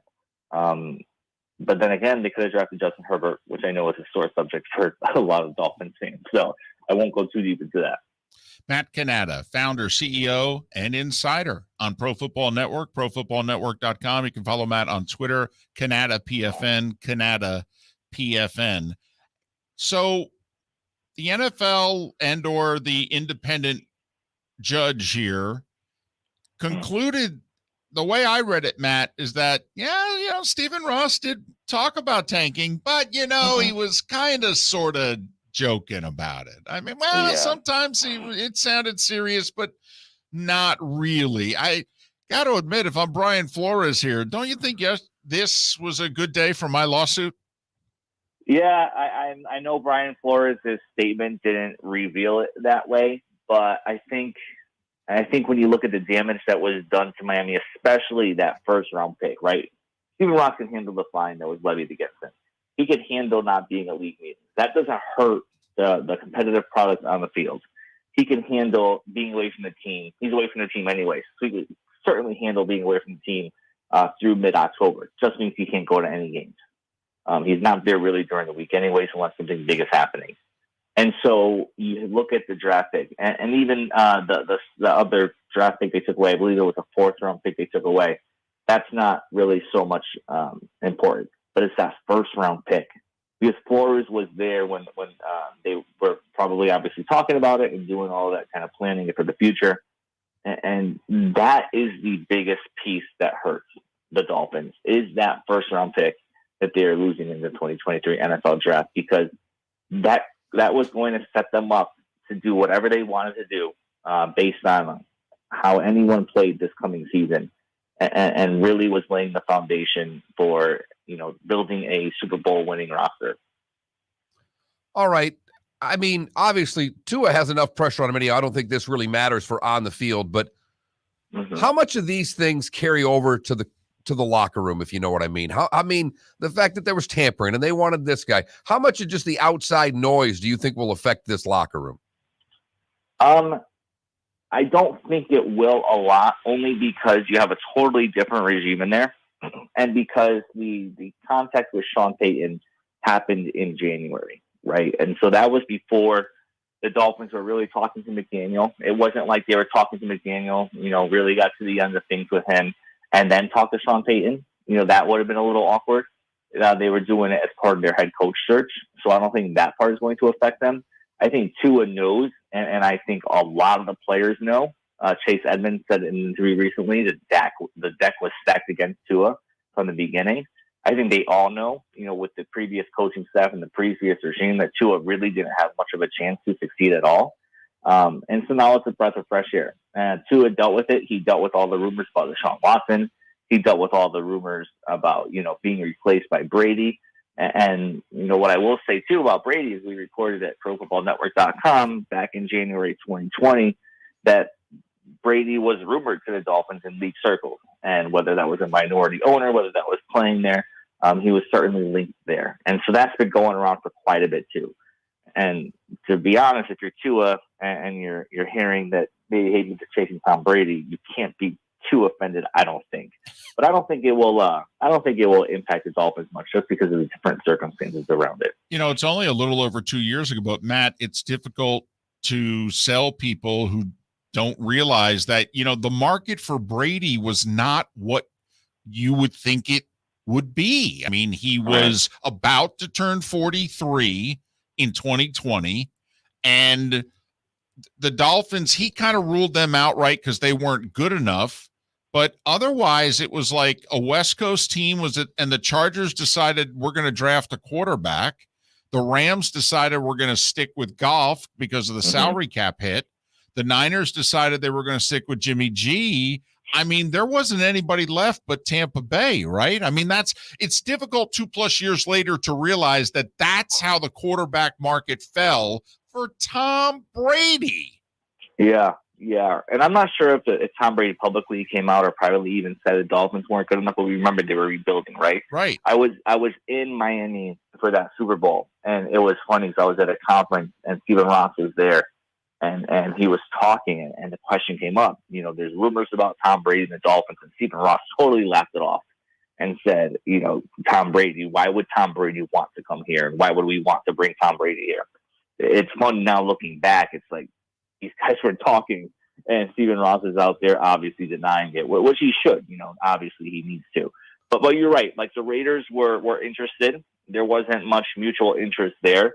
And beyond the Patriots, right, it was kind of a limbo for Tom Brady. And then the Buccaneers, I think, kind of came out of nowhere to sign him. So you're absolutely correct. There wasn't a huge market for him because of the reasons that you mentioned. So looking at the Dolphins from the standpoint right now, what's your biggest question they have going into camp? This sounds so cliche, right? But it's how is Tua going to react? Everything is going to revolve around Tua this year. I think they have a strong defense. I think they have a defense that's going to keep them in every game. How is Tua going to be with Tyreek Hill and Jalen Waddle? By all reports out of camp, it looks like they're connecting really, really well. And this is an offense, quite frankly, that's going to be designed, or just the way Mike McDaniel runs his offenses and the concepts that he's been used to. It's going to replicate Alabama's offense a ton with the quick slants, the getting the guys in the open field and letting them do the rest of the work. And then they'll take their shots here and there, the deep passes. I'm cautiously optimistic, watching the Dolphins and seeing what they're building, that their offense has to be light years better just by the addition of Tyreek Hill alone. And there was also reports coming out, that Jalen Waddle was underutilized last year. And you don't need a report to see that is the case. You put them two on the field together, and this offense should create some fireworks. But you have to have a QB that can get them the ball. But also Mike McDaniel, I'm going to be watching that. There's a lot of good about him right now. But when those games start, how is he going to adjust? How is he going to react? How is he going to call plays? All of that, as a first-time head coach, and all the different things that pop up, the injuries and so forth. How does he react to that? And what is his plan to kind of adjust the defenses during the game? That's going to be a fascinating thing to watch too. Gut feeling, Matt. Do the Dolphins look and feel like a playoff team to you? The AFC's loaded. 16 teams. Only only 3 of them can miss the playoffs and have the season not be considered a disappointment. Do the Dolphins look and feel like a playoff team to you now? On the paper, they feel like a wild card team right now. Because I think when you look around the AFC, right, you can kind of start eliminating some teams. You could eliminate the Texans. I don't think the Ravens are a playoff team. They don't have any pass catchers for Lamar Jackson, despite all the talk about him looking really good this year. Rashad Bateman's their wide receiver 1, and you have Mark Andrews at the tight end position. But after that, who is really going to step in? The Jaguars aren't a playoff team. So the Chargers are. I think the Steelers are going to struggle. Although you can never count out Mike Tomlin, right? He's one hell of a coach, and he's going to get them to play hard. But between Mitch Trubisky and Kenny Pickett, I don't think they're going to make the playoffs. So yeah, the Chargers won. I don't think the Jets are yet. I think the Patriots are on the bubble. I think the Dolphins do get it as a wild card. Matt, thanks for making time for us. We appreciate it. Safe travels around the NFL world, and hopefully we can talk again before they kick off for real. You guys got it. Take care. Matt Cannata, Pro Football Network, ProFootballNetwork.com. Follow him on Twitter, Cannata PFN, Cannata 2 N's 1 T, PFN, Matt Cannata, Pro Football Network. Wow. He doesn't like the Ravens? He doesn't like the Ravens. Wow. I may pick them to win the division. I may do it also. Well, I have to admit, if we agree, I like his prediction more. You know, it's interesting, what the Dolphins were trying to do. Brady was under contract for this year. Sean Payton's under contract for 3 more. Like, if Payton decides a year from now or 2 years from now, hey, you know what? I got this coaching bug. You have to compensate the Saints for him to become your coach. I'm sorry. You mean when he becomes the Dallas Cowboys coach? Right. The Cowboys are going to have to compensate the Saints. Yes. That's my point. But also, so it's interesting that the Dolphins were trying to pull all this off. And if they had engineered it, that's great. But then the Bucks and the Saints would have been like, you got to go through us, right? And now that you want to do this, do you know how much leverage we have? Well, and they thought all along with the Bucks it was going to be easy. The Saints was going to be the bigger problem. That when Brady retired, they thought they were going to be able to at least be able to get him out of Tampa for not nearly the compensation they were going to have to pay for Peyton. Miller and Moulton. Phil Steele, college football talk for the next 30 minutes. Next on Miller and Moulton. Bring your big mouth to John Smith Subs and indulge in their overstuffed subs with the freshest quality ingredients. Enjoy our famous steak bomb with perfectly grilled marinated sirloin steak topped with provolone cheese, grilled onions, peppers, mushrooms, crispy bacon, juicy tomatoes, and creamy mayo. Boom! Made-to-order crispy fries can be paired with the Gator, the Cuban, the Chicken Bomb, or the Italian.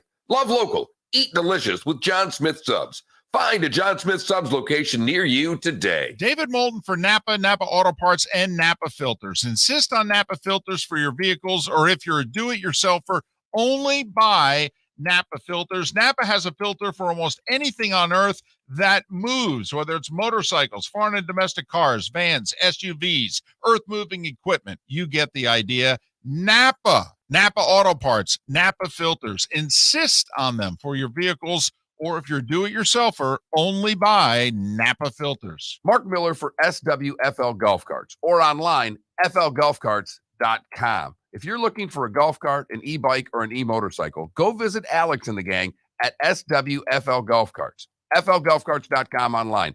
Check out their whole inventory. If you're looking for a custom cart, they can take care of you. 2-seater, 4-seater, 6-seater, they've got you covered. E-bikes, nobody better for value and service. E-motorcycles, check them out. Again, flgolfcarts.com. flgolfcarts.com. Golfers, are you bored of the same old driving range warm-up routine that's not getting you the results that you want on the course? Power up your golf swing by adding resistance bands to your range sessions with the Orange Whip Golf's Power Strap Kit. Featuring band attachments to your feet and hips, Power Strap resistance training will boost club head speed, increase power, improve flexibility, all with just a few swings. Buy a Power Strap Kit today. Go to orangewhipgolf.com and use code Miller10 to receive an additional 10% off the already great price of $119. We did this before the pandemic, and now we're doing it again. The Miller and Moulton Fantasy Football Summit. We want you to win your fantasy football league, so we've recruited an expert just for you. Dr. Roto, who you hear regularly Thursdays on Miller and Moulton during the season, will give you his tips, advice, and insight just days before your fantasy draft. In addition to that, you'll get food and drink and all of your questions answered. You'll leave the Miller and Moulton Fantasy Football Summit with the Dr. Roto cheat sheet so that you can draft a great team and follow his award-winning insight throughout the season. So if you want to win, we'll see you August 11th, Shoeless Joe's Sports Cafe for dinner, drinks, and the doctor. Dr. Roto, that is. Go to floridasportsnetwork.com to sign up today. That's floridasportsnetwork.com for the Fantasy Football Summit. Thursday, August 11th, 7 o'clock, Shoeless Joe's Sports Cafe. You were listening to Miller and Moulton on the Florida Sports Network.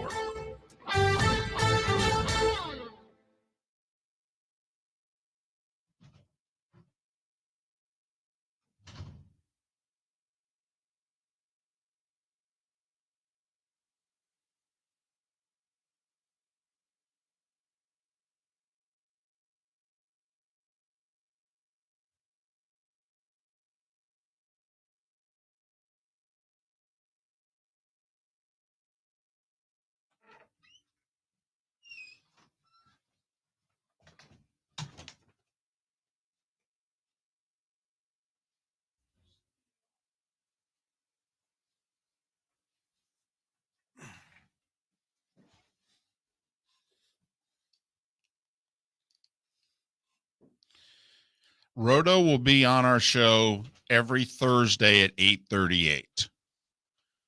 So he'll be helping, the audience with fantasy football. We'll be asking them questions and what have you. So we'll have Roto on weekly. We're going to have him on tomorrow, actually.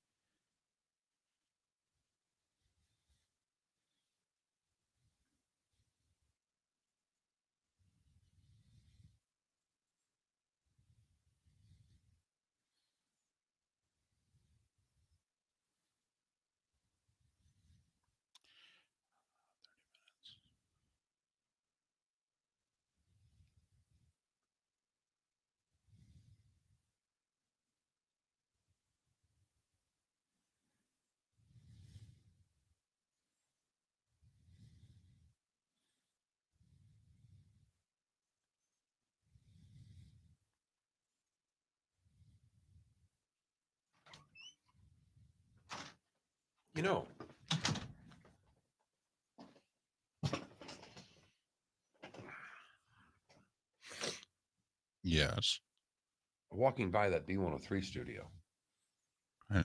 What are they going? I mean, because all the minions that he hires. Yeah, I know. No. I can't believe they didn't blow all of them out too. I mean, I know it's not that much in, but. Right. I mean, obviously they're collecting checks on borrowed time.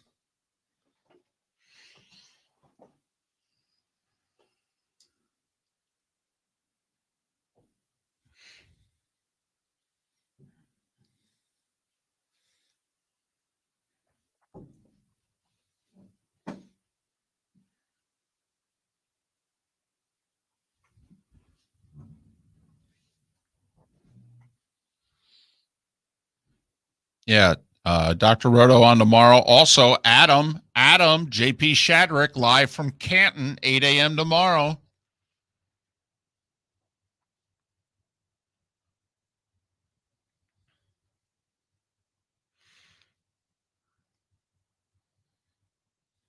Yes, Bray. Yes, if David didn't already answer that. Absolutely.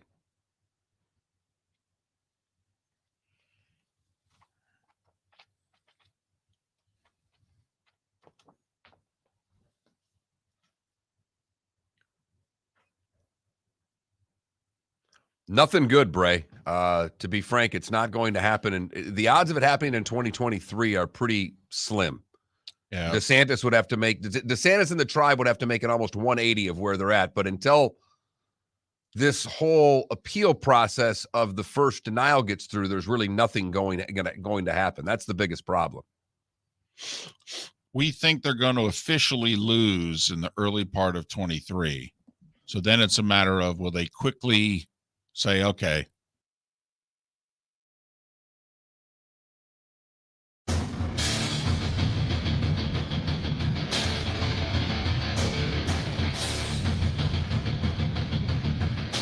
You are listening to Miller and Moulton, exclusively on the Florida Sports Network. And now, here's Mark Miller and David Moulton. Just like that, it's the final hour of Miller and Moulton in Tampa, St. Pete, Lake City and surrounding areas, Port Charlotte, and Venice. Miller and Moulton, the Florida Sports Network, floridasportsnetwork.com. We are halfway home in the 239, the bonus hour to come. We have been lacing the broadcast with many a Vin Scully clip. Vin Scully, if you don't know, passed away yesterday at the age of 94. We will bring back more Vin Scully coming up in just a bit. But first, I got goosebumps. It is our yearly conversation. We wish it was more so with Phil Steele, author of the preeminent college football preview magazine, which is out and it's available everywhere. You can follow Phil on Twitter, Phil Steele, Steele 042. Phil Steele 042. Phil, it's David and Mark once again. How the heck are you? You know, I am doing great, gentlemen. Always good chatting football with you guys. How long have we been doing this together? 15 plus years. Wow. I appreciate you having me on all those years, guys. Well, and we, like many, appreciate the book because it's, as it says, it's the book experts cannot do without. It's the book that college football fans cannot do without. And Phil, as you prepared for this year, and, you know, coming off of COVID a couple of years and now with 6-year seniors and all of these things, how different has it been preparing for this? We have a transfer portal. We have NIL. We have changed the complexity of how kids come to campus. So how much different does it make it for you trying to predict what's coming up next year? Yeah, it's made it a lot different in the offseason. And let me take you through the process, and you'll understand exactly how it's changed. We'll take a look at a team like USC. Now, I write the magazine in a 3 write-through process. The first write-through is what I call the postseason write-through. I've just watched all the games all season long, absorbed the whole season. But now I read through every article about whatever team I'm working on throughout the season, sometimes 300, 500 pages, getting all the information, all the ebbs and flows of the season. Then I write the team. I write what kind of shape was this position coming into last year, what happened last year, and what do they look like next year? I do that for each position all the way through. After the first write-through process, a team like USC, which was 4-8 last year, had a first-year head coach and only 11 returning starters. I had them middle of the road in the Pac-12 South. Now, the second write-through process happens in pre-spring when we get the rosters in, double-check all the players are still there, add in the freshmen, and they started moving up a little bit. But then the third one is after I talked to the coach. And this year I talked to 120 of the 131 head coaches. And ironically, I'm on the phone with Coach Lincoln Riley the day they signed Jordan Addison, the Blitnikoff winner from Pitt. So now all of a sudden they've got Caleb Williams, my number 1 rated quarterback out of high school, who started Oklahoma the second half of the year at quarterback. They've got Mario Williams, my number 2 rated wide receiver out of high school, who played at Oklahoma and did well last year. They've got Jordan Addison, the Blitnikoff winner, Travis Dye, a 1,000-yard rusher from Oregon. And one of my question marks was the offensive line, but Coach Riley told me he really likes the top-end experience and didn't expect to inherit this much talent. Plus, defensively, he added 12 to 13 transfers, including a guy like Shane Lee, who started 13 games as a freshman at Alabama. Now, all of a sudden, USC is my number 1 most improved team in the country, and I've got them potentially winning double-digit wins, moved them all the way up to second in the Pac-12 South this year. So that didn't happen 5-6 years ago. We didn't have a drastic change like that, but constant updating of my power ratings during the 7 months of magazine season. Somebody will walk in my office and go, this guy's in the portal today, and you have to change it. The only good news is the portal closed May 1st. And we went to the press June 8th, so we were able to capture all the moves. All right. We have about 9 minutes until we take our first break. We're talking with Phil Steele, College Football Preview Edition. All right. Let's stay in state. Let's start with the big 3, Gators, Canes, Knowles, 2 of the 3 with first-year head coaches. Let's start in Miami. Are they legit ACC championship contender? Yeah, they absolutely are. And, talking to Coach Mario Cristobal when he was at Oregon, you just look at this year's Oregon team and see the talent that they have on them. He's a great recruiter. But the one thing he did at Oregon was when he came in, he took over a finesse team and turned them into a power team at the line of scrimmage. And this year when I talked to Coach Cristobal, went over the team with him, he likes what he inherited on the offensive line. and he likes what he inherited on the defensive line. Plus, he also supplemented with some transfer moves. So I think Miami's strong at the line of scrimmage in both areas. And then they've got one of the best quarterbacks in the country in Tyler Van Dyke, loaded at all the positions, all 8 positions rank in my top units. I think Miami will be an underdog when they travel to face Texas A&M. I've got them an underdog when they travel to face Clemson. But they get the key game of the season, Pitt, at home. I think Miami has a very good chance of double-digit wins this year under Mario Cristobal and winning the Coastal Division. Let's talk Gators. Billy Napier has been doing very well in the recruiting trail, but that doesn't matter for this year, and they open up with a really tough schedule. To me, we're going to find out everything we need to know about the Gators by the end of September. What do you see for Napier's Gator squad? Yeah, I agree with you 100%. I think even South Florida is a sneaky game in there because of where it's on the schedule. I think Billy Napier, though, steps into a pretty good situation. Florida wasn't as bad as 6-7 last year.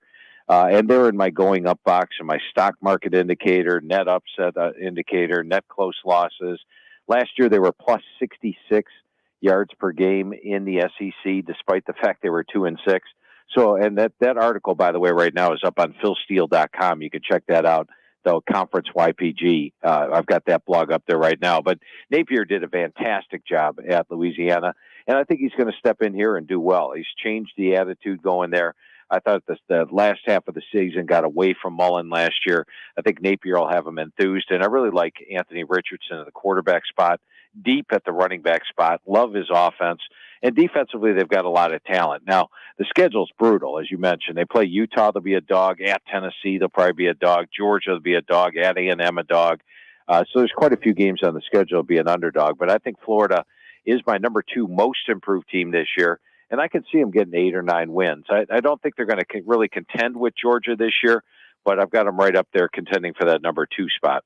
And those are the games that could be underdog, and the Kentucky and LSU home games will probably be field goal or less. So it is a very challenging schedule. Let's go to Tallahassee. I'm one of the few that thinks Norville's actually doing a good job and that the grease fire was much worse than what they wanted to let people know. I think they have a winning season this year. I could even see 8. What do you see in Florida State? Well, I love the improvement that Jordan Travis showed last year. I mean, he went from a 6-6 ratio to 15-6, 5-3 as a starter, 5-2 his last 7 starts. The running back core looks solid with Toafili, Ward, and Benson. They've got solid receivers. The offensive line has been a problem. We all know that.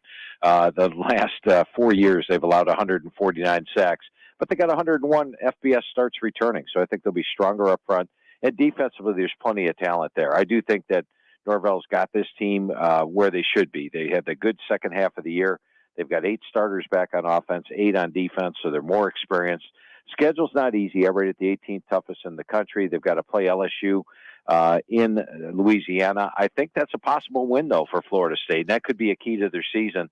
At Louisville, at NC State, at Miami, all tough games. And then, of course, they play Clemson at home and Florida at home. But I think that there is that possibility for 8 wins this year. I've got them.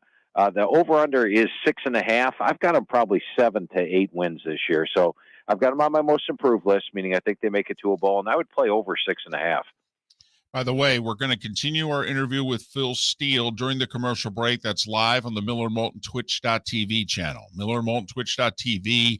A question via Twitch is there an ACC team that you like to exceed expectations? Yeah, I think this year it's going to be Louisville. When you look at the Cardinal, they're coming off a 6-7 season. As long as Malik Cunningham stays healthy, they are going to be dynamic. Tyon Evans is a guy from Tennessee that comes in. He was the leading rusher for Tennessee at one point last season. Tyler Hudson comes in from Central Arkansas. I think he's a major impact to wide receiver. And defensively, I like bringing in Sonogo at the linebacker spot. I think that Louisville, if Cunningham stays healthy, has the potential for a double-digit win season this year. So they're one team that I think is flying way under the radar. All right, when you look at the ACC, who's got a better chance than to knock off Clemson? Is it NC State in division, or is it Miami at the end of the season in the championship game? I think it's Miami or Pitt in the championship game. And the reason is this. I do think NC State's a very talented team. They're one that beat Clemson last year. They've got 10 starters back on defense. They've got my number 2 linebacking core in the country, number 3 DBs, and they've got a veteran quarterback. So they've got the talent. But remember, last year, they had 19 returning starters, and Clemson was an inexperienced team. NC State was at home for that game, and NC State needed 2 overtimes to pull out the win. This year they're going on the road. They're going to Death Valley, and Clemson gets that game at home. So I think that's an advantage for Clemson. At the end of the year, I think Miami and Pitt both have the talent to play with them. They won't have to be traveling to Death Valley. So I'm going to go with Miami or Pitt with a better chance than NC State to knock off Clemson. Phil, got a couple minutes in this segment. Stay in state, I-4, UCF. Fans were disappointed last year. Gabriel gets hurt, then he transfers. Your thoughts on year 2 with Gus? They could be the top group of 5 team this year. Gus Malzahn has brought in so many Power 5 recruits last year and then once again this year. And I think the season really hinged on that injury because, let's face it, Miley Keene didn't have a great year last year. It was not Dylan Gabriel, and John Rice Plumlee, I think, comes in and could do it. And if they go to Keene now has experience. They've got Bowser, they've got O'Keefe, they bring in Hudson, the leading receiver from Auburn. There's just a ton of P5 transfers on this team, and the schedule sets up well. Keep in mind, UCF at home in the bounce house is 30-2 the last 5 years. They get that big game against Cincinnati at home. They don't have to play Houston. So I think that UCF gets the AAC title game and potentially could be that top group of 5 team this year. You mentioned USF in the Florida game being a sneaky spot. Does Jeff Scott see improvement this year? Absolutely. And, you look at the first couple of years for Jeff Scott. First one, you have to give him a pass that first year. Taking over a team, no spring practice, COVID. And I thought the recruiting was below average prior to him taking over. And I think Scott's brought in some talent. This year he's got 19 returning starters, the most experienced team in the entire country. And I like Gary Bohannon coming in from Baylor at the quarterback spot. They've got now better speed at the running back and receiver spots. That offensive line has a veteran group. Everybody's back. It's the most talented, experienced position on the team, and you like to be strong up front. The linebacking core is going to surprise some folks with Antonio Greer and Dwayne Boyles. Now, they'll probably be an underdog this year, I would say, in 7 games. But that doesn't mean they're going to have a losing season. I think Jeff Scott's got a real good chance of taking this team from 2-10 to finally getting that first winning season. This is, in reality, his second full year at USF, even though it's his 3rd year, and I think it's by far his best team.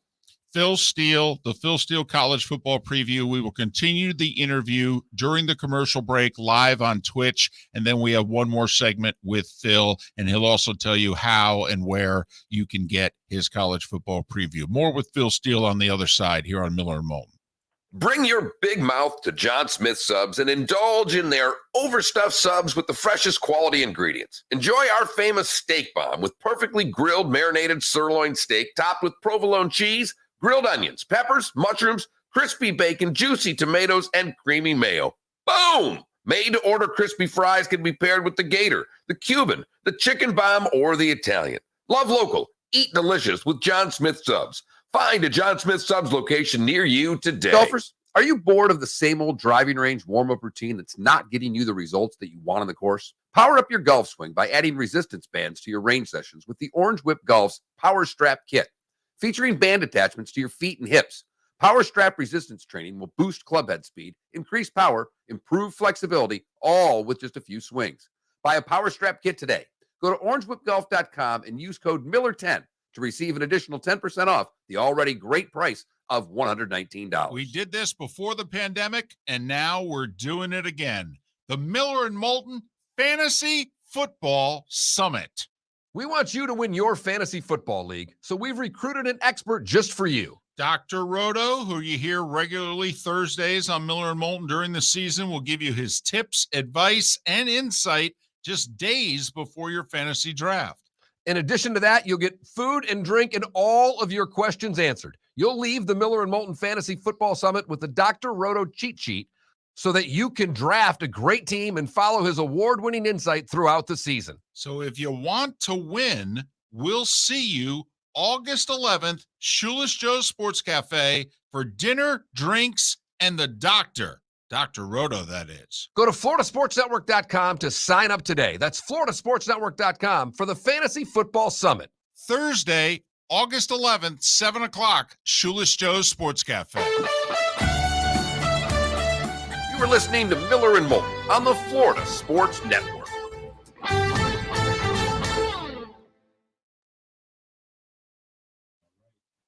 Rapid fire 5 minutes with Phil Steele on Twitch. Phil, you ready?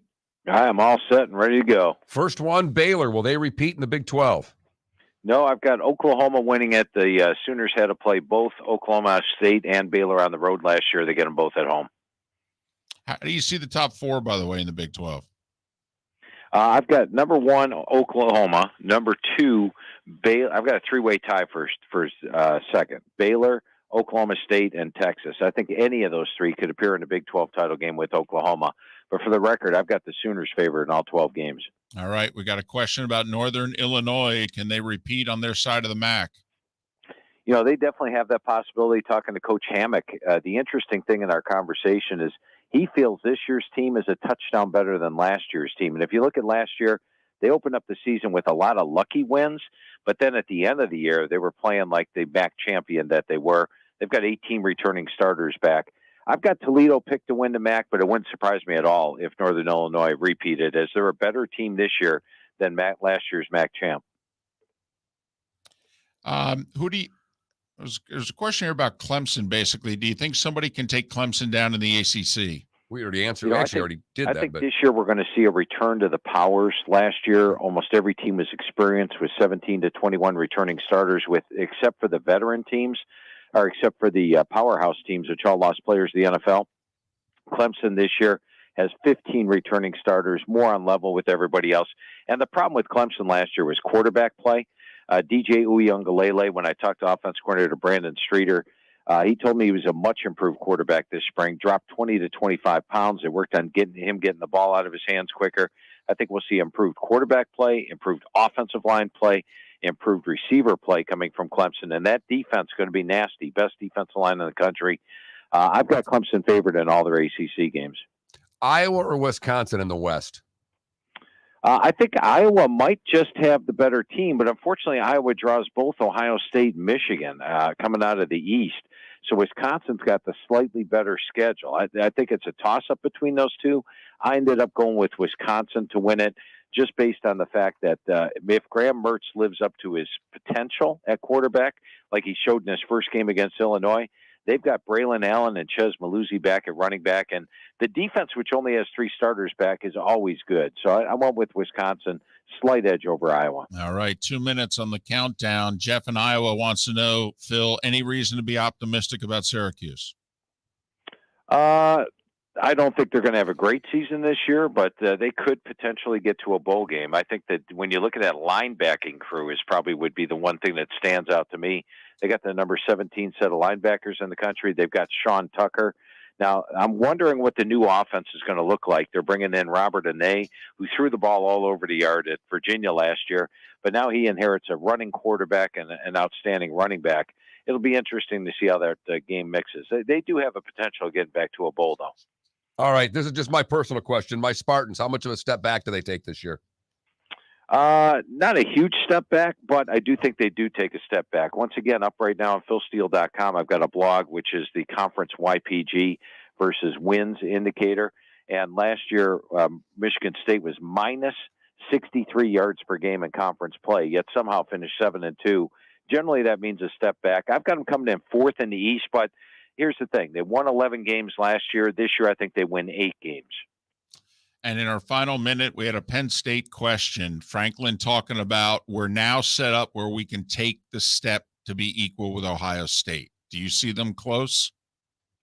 The potential's there if they get that run game going, and the potential is there for the run game this year with Nicholas Singleton, the true freshman running back. Keep your eyes on him. He's going to be an impact player. They've got a veteran guy in Sean Clifford, and while they lost some guys on the defensive line, keep in mind they lost 3 defensive line starters all by week 5 last year, and those 3 guys are all back. So I think the defense will be better. They get Ohio State at home. I only have them a 6-point dog at home to Ohio State, but they do have to play at Michigan. They do have to play at Auburn. I don't think they're quite on Ohio State's level yet, but as we saw even in last year's game, they gave Ohio State quite a game, despite the fact they weren't on the same level. All right, here we go. Coming out of break. Thanks, Phil. Sure thing. I'm gonna play. No, you're not playing anything. You're not. No. We're just going.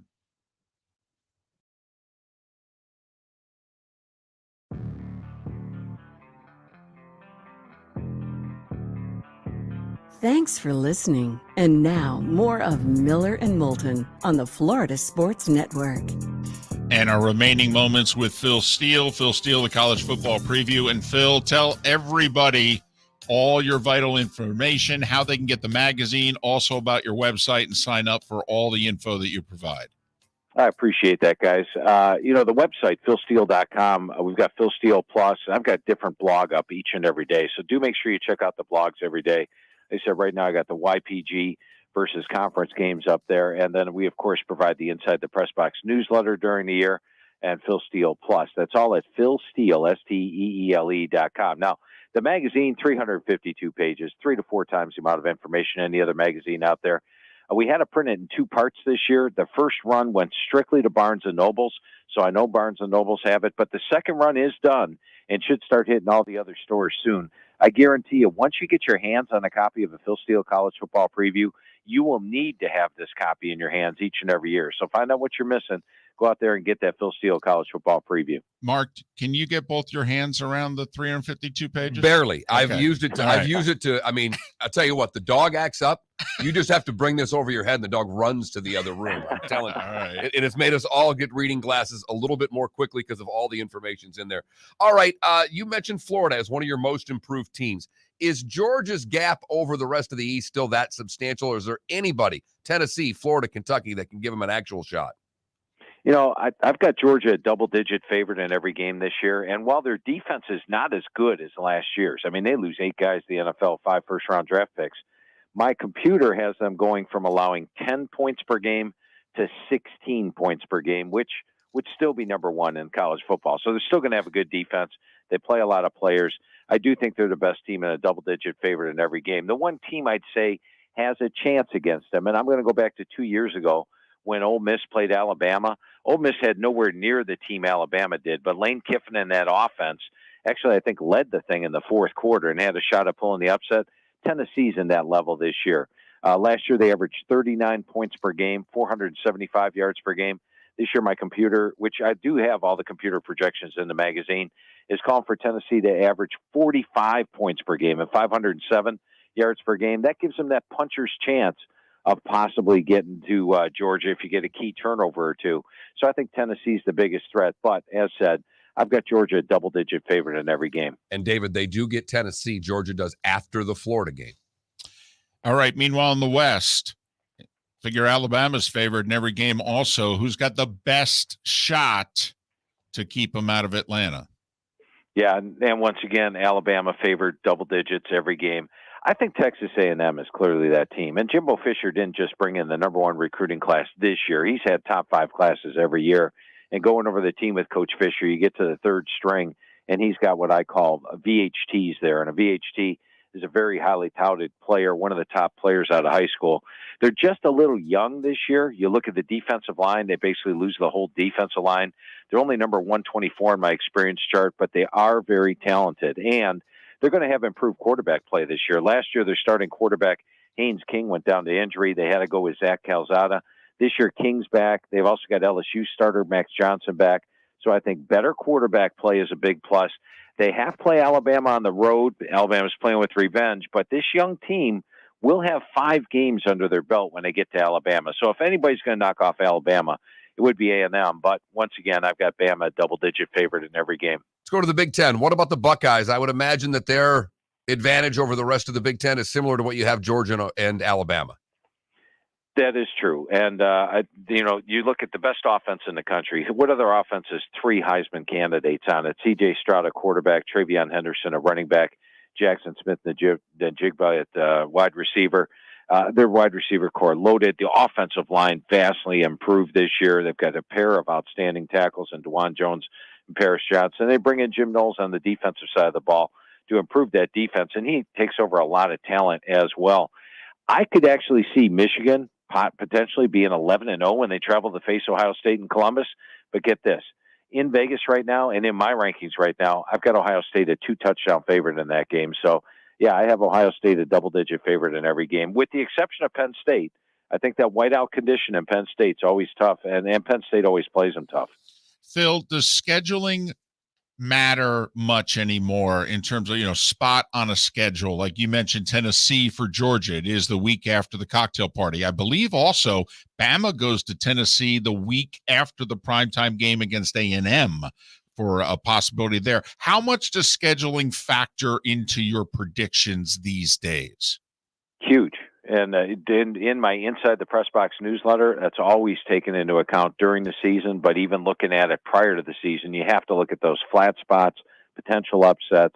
Look at A&M's case when they travel to face Alabama. One of the reasons I think Bama's the clear favorite in that game. They play Miami of Florida, then they have to play Arkansas in Arlington, then they have to play Mississippi State on the road with the Cowboys, and then a third straight road game at Alabama. That's a tough 4-game stretch when they actually land and play Bama on the road. So, yes, scheduling is huge and, a large part of my prediction process. All right. Well, you gave us, I think, 3 of the 4 final teams in Alabama, Georgia, and Ohio State. Who else do you have that's going to be fighting for the playoff? I've got Clemson making it this year. The only game I don't have them favored is Notre Dame. I've got that as a toss-up game, but as mentioned, with that defense and that quarterback, they're in great shape. And then here's a team for you to look at that I haven't really heard anybody talking about, but it's Utah. And Utah, I have number 6 in my rank, or number 5 in my, number 6 in my rankings in the front of the magazine. Last year, they started out slow, 1-2, and then they switched to Cam Rising at quarterback, and Rising led them to the Rose Bowl, and they almost knocked off Ohio State in the Rose Bowl, probably should have. Now they've got Rising back. They're deep in the backfield. They go 5-6 deep at running back. They've got one of the best tight end rooms in the country. And under Whittingham, they're always strong at the line of scrimmage. They've got my number 6 rated offensive line, number 17 rated defensive line, and yet their linebackers and DBs are both in my top 12. They have a top 10 defense, a top 10 offense, and the schedule sets up well. If they get past that Florida test in the swamp to start out the season, they'll be favored in every game with maybe the exception of Oregon on November the 19th. But keep in mind, last year they beat Oregon 38-10 and 38-7. I've got Utah potentially running the table and making the playoff because an undefeated Pac-12 champ will make the playoff despite how the Pac-12 is getting beat up right now. All right, little over 2 minutes left. You mentioned Notre Dame. Just how legit are they this year?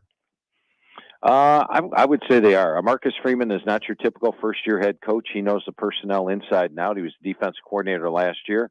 They've got my number 6 defense in the country. They've got a couple of capable quarterbacks, including Tyler Buckner. The running back's the only question, losing Kyron Williams. But Coach Freeman, when I talked to him, really likes the versatility of his running backs and a solid offensive line. Now, they have to play Ohio State on the road, but they get Clemson at home.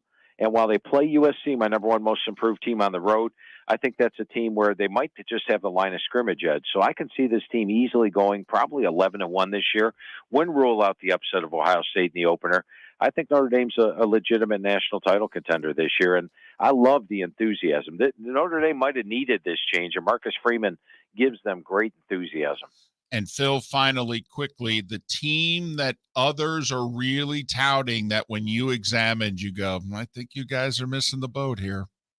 It'd probably be Michigan State. Like I said, I think they're a little overrated coming into the season, and they'll probably be up there in the top 15 coming into the season. But I didn't think they were quite as good as their 11-2 record last year. Well, Phil, we'll give you the final 60 seconds again. We appreciate your time. Phil Steele, his college football preview. How, Phil, can people get their hands on what you offer? Hey, I appreciate that once again, guys. The magazine's out there. It's available at Barnes & Noble. It should be available at Books A Million as well. And start hitting all the other places like Walmart this week. We had to print it in 2 runs. The first run went exclusively to Barnes & Noble. But as mentioned, once you get your hands on a copy, you will need to have this magazine each and every year. Now, the website's loaded with information, new blogs each and every day. Phil Steele Plus is what I use during the football season. I've set the website up for myself. It's like getting the magazine, but updated weekly, color-coded in green and red. My Inside the Press Box newsletter gives you not only my selections on every game for the season, but my computer's. And my computer's pretty accurate. I never make a forecast without looking at its forecast for the season. So go to philsteele.com and check out the magazine, Phil Steele's College Football Preview, at a bookstore near you. Phil, as always, thank you for your time and your insight, and hopefully we can talk sooner rather than later. Phil Steele joining us once again on Miller and Moulton. Mark Miller for SWFL Golf Carts, or online, flgolfcarts.com. golfcarts.com. If you're looking for a golf cart, an e-bike, or an e-motorcycle, go visit Alex and the gang at SWFL Golf Carts. FLGolfcarts.com online. Check out their whole inventory. If you're looking for a custom cart, they can take care of you. 2-seater, 4-seater, 6-seater, they've got you covered. E-bikes, nobody better for value and service. E-motorcycles, check them out. Again, FLGolfcarts.com. FLGolfcarts.com. We did this before the pandemic, and now we're doing it again. The Miller and Moulton Fantasy Football Summit. We want you to win your fantasy football league, so we've recruited an expert just for you. Dr. Roto, who you hear regularly Thursdays on Miller and Moulton during the season, will give you his tips, advice, and insight just days before your fantasy draft. In addition to that, you'll get food and drink and all of your questions answered. You'll leave the Miller and Moulton Fantasy Football Summit with the Dr. Roto cheat sheet so that you can draft a great team and follow his award-winning insight throughout the season. So if you want to win, we'll see you August 11th, Shoeless Joe's Sports Cafe for dinner, drinks, and the doctor. Dr. Roto, that is. Go to floridasportsnetwork.com to sign up today. That's floridasportsnetwork.com for the Fantasy Football Summit. Thursday, August 11th, 7 o'clock, Shoeless Joe's Sports Cafe. David Moulton for Napa, Napa Auto Parts, and Napa Filters. Insist on Napa filters for your vehicles, or if you're a do-it-yourselfer, only buy Napa filters. Napa has a filter for almost anything on earth that moves, whether it's motorcycles, foreign and domestic cars, vans, SUVs, earth-moving equipment. You get the idea. Napa Auto Parts, Napa filters. Insist on them for your vehicles, or if you're a do-it-yourselfer, only buy Napa filters. You were listening to Miller and Moulton on the Florida Sports Network.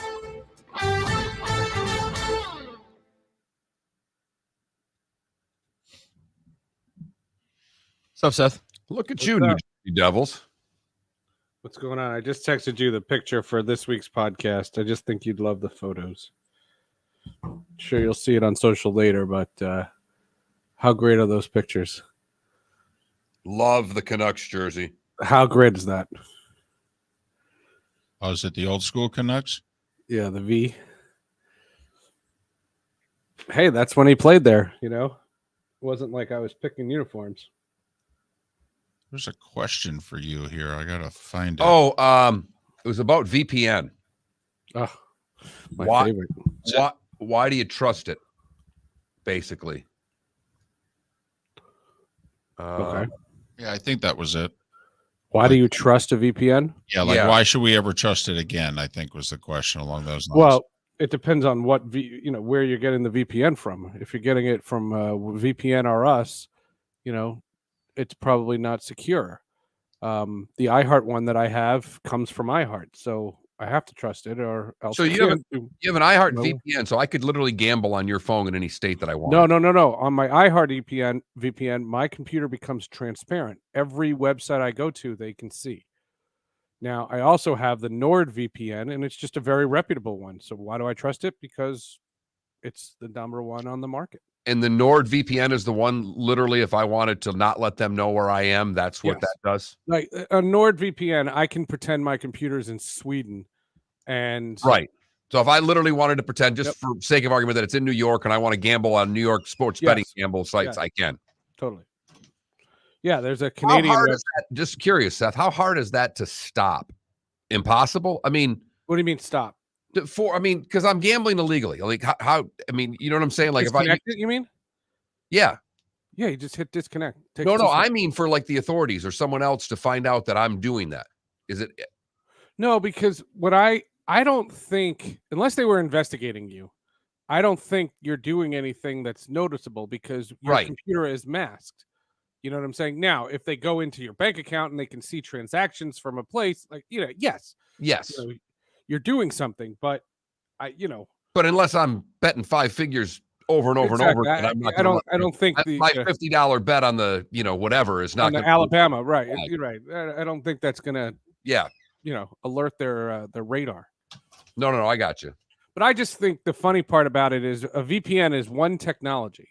It's a VPN for technology, and it either makes my computer completely honest or completely not. And I think that's hysterical. And you can't run 2 VPNs at the same time. So when I'm on iHeart, if I connect my iHeart VPN, I have to behave. I can't go to any websites. But if I disconnect that and put on Nord, I can go to anything. Did you ask him?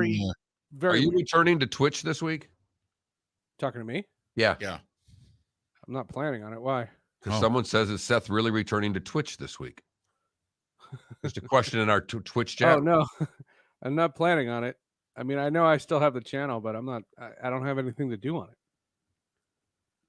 You going to get another free football show? No, I might be doing a charity event in late August. They do this thing where you stream video games and people donate to a charity. Gotcha. I might do that. They reached out. It's called Gamers Outreach. They reached out to me. The Thursday Night Football, like we said, it's on Prime, so it can't be on Twitch because then you wouldn't need Prime to get it if you could watch it on Twitch. There you go. That's right. Wow, video games on Twitch? Wow. That's like the main thing of Twitch. Yeah. That's what being sarcastic. Whatever. He heard video games. It's the first time he's actually perked his ears up. We've been having him download Vin Scully clips all morning. So I was listening to Phil Steele, thinking that that David's in a Star Trek Admiral shirt there. I wore it just for you, Seth. I know. It's my A-Sun shirt, but I knew you think it's Uhura tribute. That's your Nichelle Just Nichols That's tribute. exactly what it is. Does look like that. I've never even thought about it. Pick one to come out with. I got Koufax. Okay. Coming right now. Not the Kirk Gibson home run.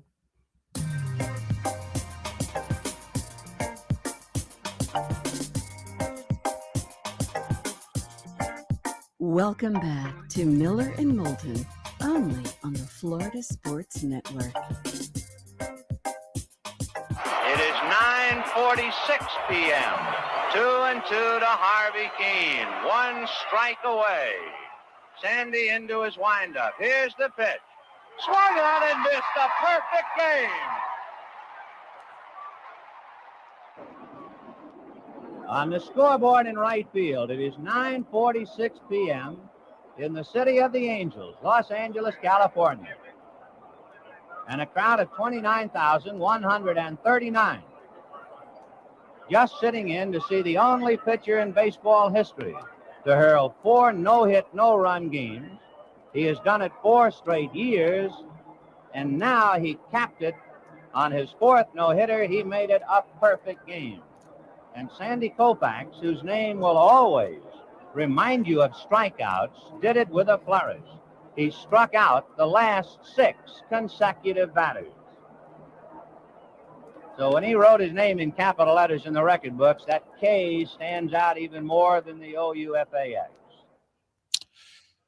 Vin Scully calling the second of his 3 perfect games. Don Larson in the World Series was his first. Yep. Dennis Martinez in 91 was his third. Vin Scully passing away yesterday at the age of 94, and we have tried to honor him by airing some of his many highlights, including he was on the call when Joe Montana hit Dwight Clark in the corner of the end zone to begin the Niners dynasty in the 81 NFC Championship game. Seth Everett, who has an appreciation for sportscasting. It's why one of his podcasts is Sports with Friends, along with Hall of Justice and Tech Stream. Seth, of course, joins us at this time every Wednesday. Did you ever get a chance to be around, talk to, interview Vin, Seth? Oh, yes, many times. We had him on the MLB radio show, I would say 6 times. It was always an honor. There was a couple of times, and I'm actually going to be looking, my project after I get done with you guys is to try to find the audio of that, or one of them.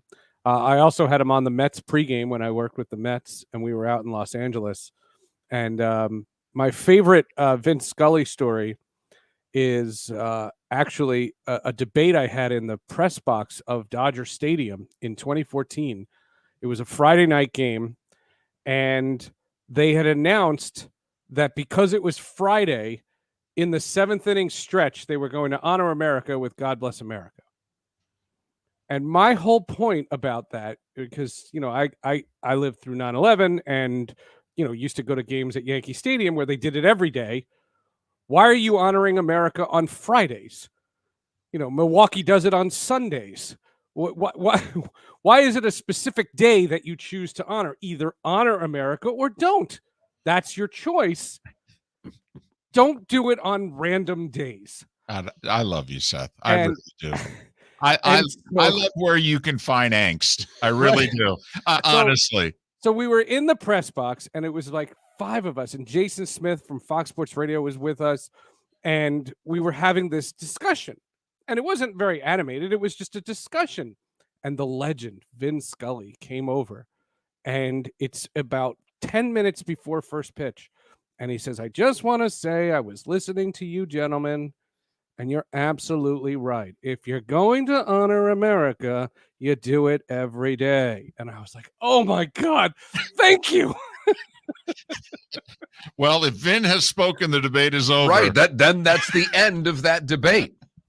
So the rivalry with Jason Smith and I is literally, Vin Scully thinks I'm right, so I'm right. And that was good enough for me, Seth.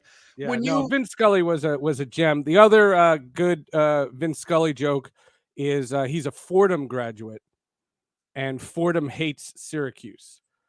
So all Fordham people try to do is talk about Mike Breen and Michael Kay and Ryan Rucco and all these Fordham people against the Syracuse alums. And when we come back with, Bob Costas and Mike Tirico and Ian Eagle, they throw out Vin Scully and they go, mic drop. Yes. Yeah, as a matter of fact, they are right. I like their ace better than yours. I got to be honest. Were you ever around him prior to a broadcast when he was milling about, the batting cage, and just doing his research and get the opportunity to catch how he did his craft? Yeah. We would talk a lot. I remember in spring training, we would go down. There was one time where we borrowed his booth because, the Dodgers didn't do spring training broadcasts, and MLB Radio did a spring training game. That was the Dodgers Brave game and the great Pat Sajak story, which if you want, I can tell you, it's classic. And Vince Scully set up the booth for us, and he was so kind enough. This was about 20 years ago, so he was in his 70s, and he couldn't have been nicer. It was such a gentleman, always very paid attention to detail. And what I used to love, and I talked to him about this on shows about not wanting an analyst and just letting the story tell itself, and how he never felt it was laborious having to be by himself. He was a fascinating individual. It was an honor to even, come into contact with such greatness. Seth, I'm curious about that because he had an analyst. I mean, first off, when he got hired, he was one of a 3-man, booth, but part of a 3-man team. And they did that a lot in the 50s, 60s, and 70s. They had teams would hire 3 announcers, and they would obviously have 2 of them on at a time so that everybody did 6 innings essentially in the game. And then they broke away from 3 to 2. And then, of course, but the only encounter I had with Vin was he was working with Don Drysdale. And there were only 2 seats open at the Vet Stadium media area to eat. And they happened to be the 2 at my table. And as I'm eating some carb, all of a sudden these 2 giants of men go, gentlemen, you mind if we sit here and have dinner? And it's Vin Scully and Don Drysdale. So he worked with guys, and plus obviously worked with guys at the network level. So I'm curious what he had to say about working alone at the quote unquote local level, if you will. Yeah. What I remember asking him, because he was doing it by himself in the 2000s when we had him on MLB Radio. And I just remember him saying how he just loved to have the story tell itself. And that was always fascinating. What his use of silence was something that I always took very seriously. My argument always has been Ernie Harwell, Vin Scully. They're cut from a different cloth, and you don't have this kind of broadcaster anymore. And I thought that Joe Davis had a very unenviable task of having to replace him. And Joe's a great broadcaster in his own right, but to compare him to Vin Scully is not even fair. And I was just always impressed. And as Vin got up there in years, when I reconnected with him in 2014, he was going as much as ever. I mean, he had scaled back on some road trips. Charlie Steiner is also a guy I dealt with a lot, and he's been their radio announcer for years as well. It's just a fantastic family. We talked about Vin Scully when I had Fred Clare on the podcast recently when we did the Tommy Lasorda tribute. We had a bunch of Dodgers. Josh Rowich, who's the president of the Hall of Fame now, he's a former Dodger PR man. I think I might talk to him next week as a proper tribute to Vin Scully. Just a fascinating guy, and it's a loss, but 94. The three of us are sitting here. We'll sign for 94 all day long. All day. Seth, yesterday you were almost a baseball person again today. I mean, you saw my tweets. Listening to this interview, you would think Seth's a big baseball guy, and he was. But Seth has been in baseball hibernation, I believe, until yesterday, when the Baltimore Orioles, who have been god-awful forever. 5 years, in fairness. They've had 5 awful years. Yeah. They trade Mancini. They trade their closer when they are right there a game above 500, and you finally went off on baseball. I was disappointed, Seth. I'm just curious. We added teams to this in order to get more playoff teams. And when the Orioles basically, I don't want to say waved the white flag because they could still get to the wild card. But when you give away 2 pieces at this point, I don't know how you could look a fan base in the eye and say we're still rebuilding. I don't want to hear prospects. I mean, for years covering that game, it was prospects. And, all prospects is money dumps. And the reality of it is what did you create the wild card for? So when Rob Manfred says we're going to expand the playoffs, and he says it's to add to the competitiveness of our sport, you're lying. You're doing it because ESPN is paying you. And just be transparent about it. Because if the teams themselves don't care, then what's the point of having a wild card? It's so disconcerting. And it just shows that if they don't care, this is my NBA argument all the time with the resting of the players and the load management. I'm like, well, you can't make me care about your regular season if you don't care about your regular season. Well, right now, the Baltimore Orioles are told their entire fan base, we don't care about competing. And it's so disconcerting. The Brewers traded Josh Hader. They're in first freaking place. What in the world could you do? How are you a better team without your closer? Well, and they even said we're not, but this extends our window to be able to compete. Gives us less of a chance. I know. I'm just saying it gives us less of a chance to win the World Series, but it gives us a chance to be relevant longer. Fascinating dichotomy here quickly, Seth. You got the 6th seed in the American League, Tampa Bay, who did virtually nothing. The 4 teams within 2 games of them are the Guardians, the Orioles, the Red Sox, and the White Sox. And the Guardians, the Orioles, and the White Sox did absolutely nothing. And the Red Sox kind of gave away a couple parts, got a couple parts. That's 5 teams for 1 playoff spot. And literally, I mean, none of them did squat, really. Yeah. Meanwhile, though, in the National League, okay, come on, the Phillies did a lot. Just trying to be the 6th seed. And how about the difference between Baltimore and San Diego, which market size is very similar? Okay. I mean, honestly. And this isn't market size. Padres, right. Seth. Yep. The Padres are now going to be a top 5 payroll team, and the Orioles raise the flag. It's fascinating what San Diego has done here. But I don't want to hear market size is the reason. These teams have enough revenue sharing from those national TV deals and your 17 streaming services with the Apple and the Amazon and the Peacock and the this cock and the that cock. It doesn't seem to matter. Oh, no, that wasn't dirty. Don't worry. The idea that you look at the markets and the owners themselves know they have the resources. That is a crime. The market, any more of this nonsense about market size is stupid. Not in that sport. So when we get fined by the FCC, we're going to have to quote it's Seth. Because of the streaming service that NBC has that has the Premier League. No, I understand, but just for the record, this cock and that cock, that's not dirty, but Peacock and Gamecock are fine, correct? Right, exactly. Okay, good. Just want to know. We'll do our South Carolina preview coming up next hour. That's what we're talking about here on Miller and Moulton. Unbelievable. Seth Everett, Sports with Friends, Hall of Justice text stream. This might be the last time we have him on the show, not because we don't want him on. It might be our last show. Seth, I have nowhere to go after that one, but what's coming up on the damn podcast? Yeah, you laughed your way through that San Pellegrino all you want. Yeah. All I'm saying is that you just about buckled me in that last one. So It's not. with Friends, Hall of Justice and text stream, what the It's hell? really not what I meant. You're It's really taking not what I audio meant. down. How about we take down your podcast? Go. Yeah. The podcast is actually with one of my sports heroes, the great Peter McNabb. Peter McNabb played in the 70s and 80s for the Buffalo Sabres, the Boston Bruins, the Vancouver Canucks, and then wound up his career with the upstart, the brand new New Jersey Devils. Played in two of their first 3 seasons, and then moved to the broadcast booth and spent 8 years calling the Devils games from the year that they made the playoffs for the first time all the way through their first Stanley Cup. That is my junior high and high school years. Peter McNabb was the voice of one of the voices of my introduction to that sport. Then he moved to Denver for personal reasons and became the inaugural television analyst for the Colorado Avalanche, a job he still holds. And they just won the Stanley Cup.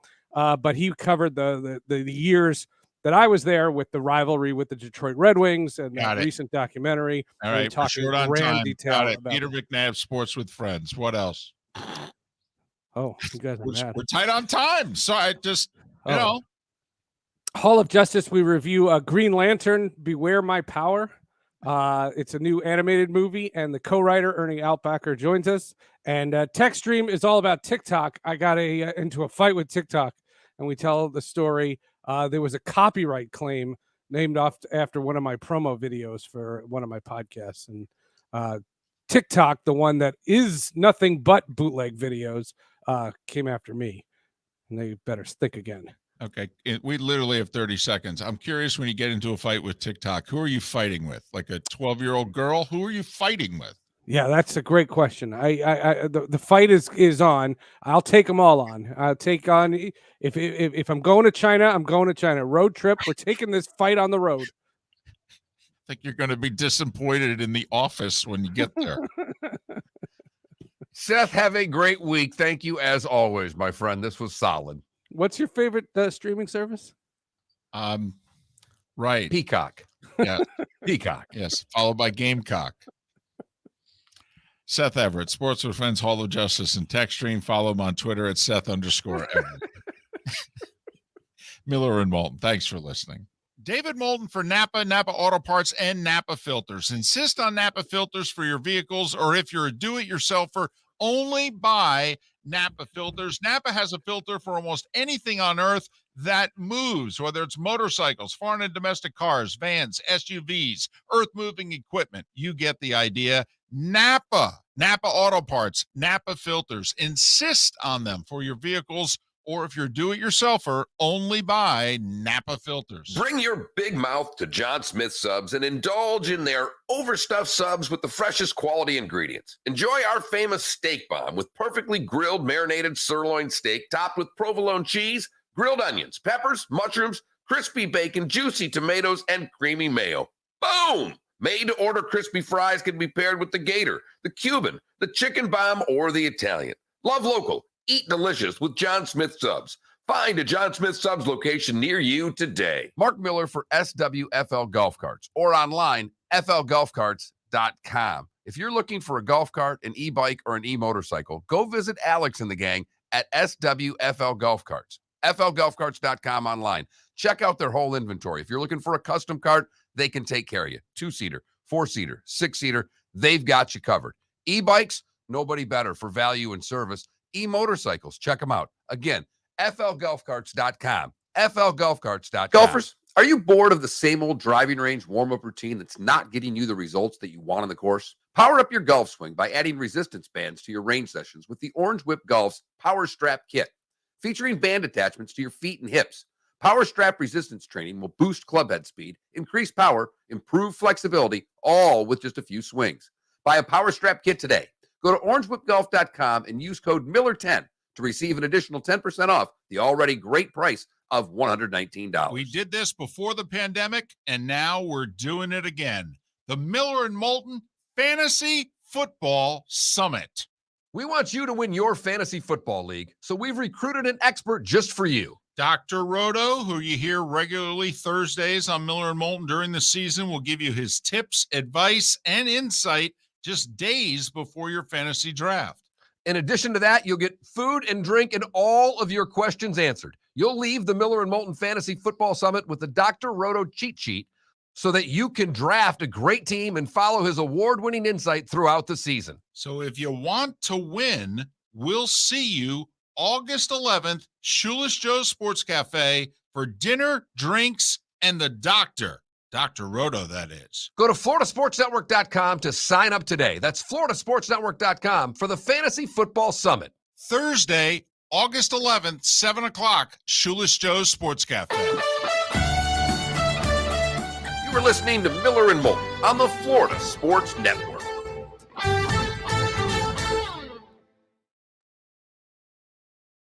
Briefly, but she had the husband there and 3 other baseball players or whatever it was. Oh, no, that was Allie. No, that's right, Allie. I've never, yeah. Right, because, Joe, her husband, was on the trip. No, I think she's stunning. Yeah. Kay just had a cutesy thing about her. Yeah, Mello, cannot tell you. Well, we used to be out a lot more, but we both get it individually when people recognize us and, hey, I like the show, blah, blah, blah. And they're with their wives. And, they'll go, honey, this is Mark Miller from Miller and Moulton. And the look that changes on the wife's face. And she goes from enjoying her night and experience and, proud to be standing next to her guy to, oh, geez, really? And now I got to meet them? Really? It's bad enough you put that flipping show on in the car. All right. And the funny thing is, we actually like women. We're respectful of them on the show and in person. More times than not, anyway. But yeah, it's spectacular. Their face changes, the coloring changes. They look at both of us, and the best was we'd be out on a show together, and so we could both see the same reaction. Yep. And the reaction's like, "Oh God, really? Oh yeah, the 2 guys who were just on in the car. God Almighty, I can't get away from them."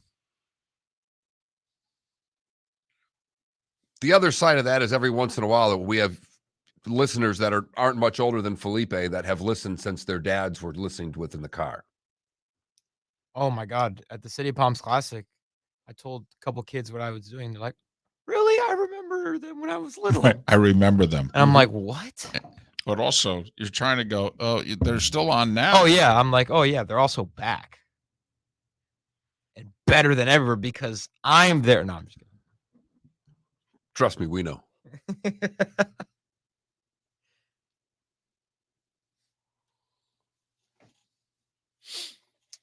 Oh, so wow. Funny. This show's going to go downhill for this hour.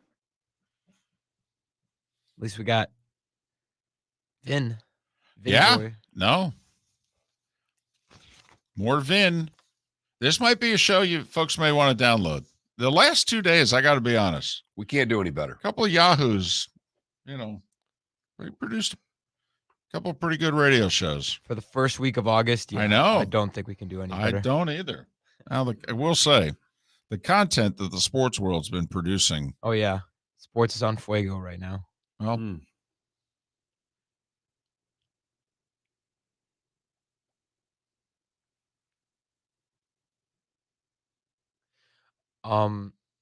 just because they're showing more NFL Plus ads, I bet that it is going to be flooded with like NFL films, mic'd up stuff. Oh, like there's going to be a bunch of stuff. They should use it. Yeah, that'll be a plus with NFL Plus. I don't.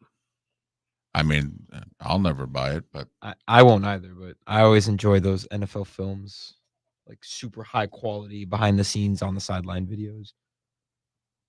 Cool. Coming back.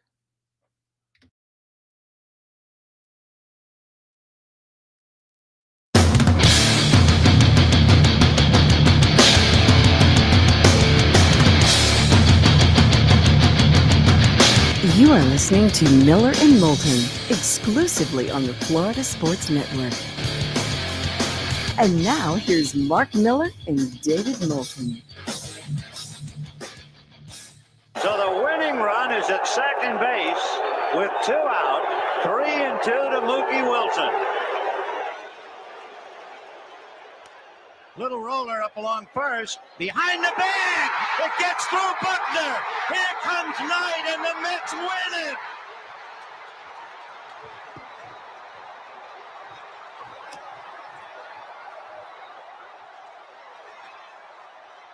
One of the many great calls from the legendary Vin Scully, who passed away yesterday. Word breaking late last night, Eastern time zone, maybe even in the overnight hour, and late in the evening on the West Coast. Vin Scully passing away at the age of 94. He retired after the 2016 season. So Joe Davis, who's now the voice of baseball on Fox, is in his 6th season calling Dodgers games as his replacement. I mean, he'll only have to do another 60. He's young enough. Damn near. I mean, that's the only thing with him. He's young enough. I think he looks younger than he is, though, because you look at him and you actually think he's like 28, but I think he's mid-30s. But, I mean, Vin worked until, 88. Well into his 80s, right. Right, 87, 88. So, but the passing of Vin Scully, and we've tried to honor him throughout the broadcast by playing many of his legendary clips. It's a reason if you've missed the show, you may want to podcast today's show and listen to it again. Coming out of just about every break, except for an hour ago when we were doing 30 solid minutes, including during the commercial breaks, with Phil Steele to give you an in-depth college football preview show. He blows me away. You, off the top of your head with information, are pretty incredible. But what he does, because it doesn't matter the team. We're throwing Northern Illinois at him during the break. Yes, we did. We went from Baylor to Northern Illinois to the Big Ten West, and he doesn't miss a beat. No. As he said, he talked to 120 of the 131 Division 1A head coaches. 120 of 131. And usually when he says he talks to them, he does an hour with every coach.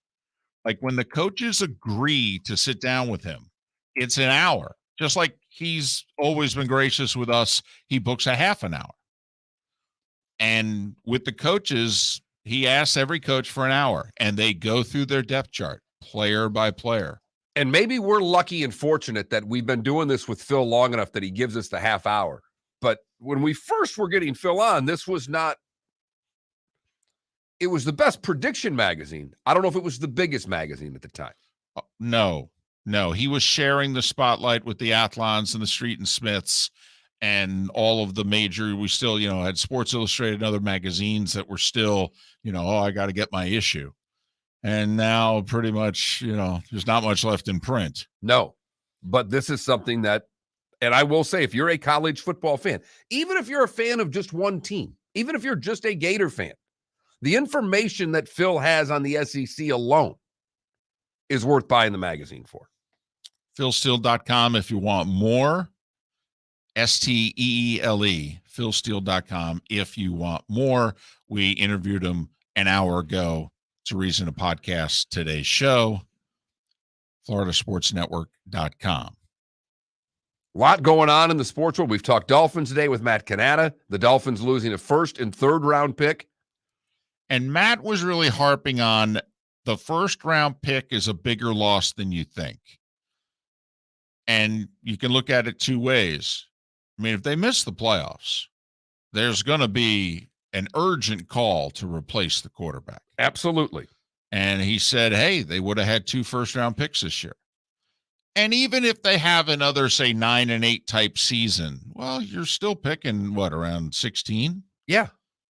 And we think San Francisco is going to take a step back, but there'll be a decent team. But it would have looked as if you'd had, without making the playoffs, 2 picks in the teens.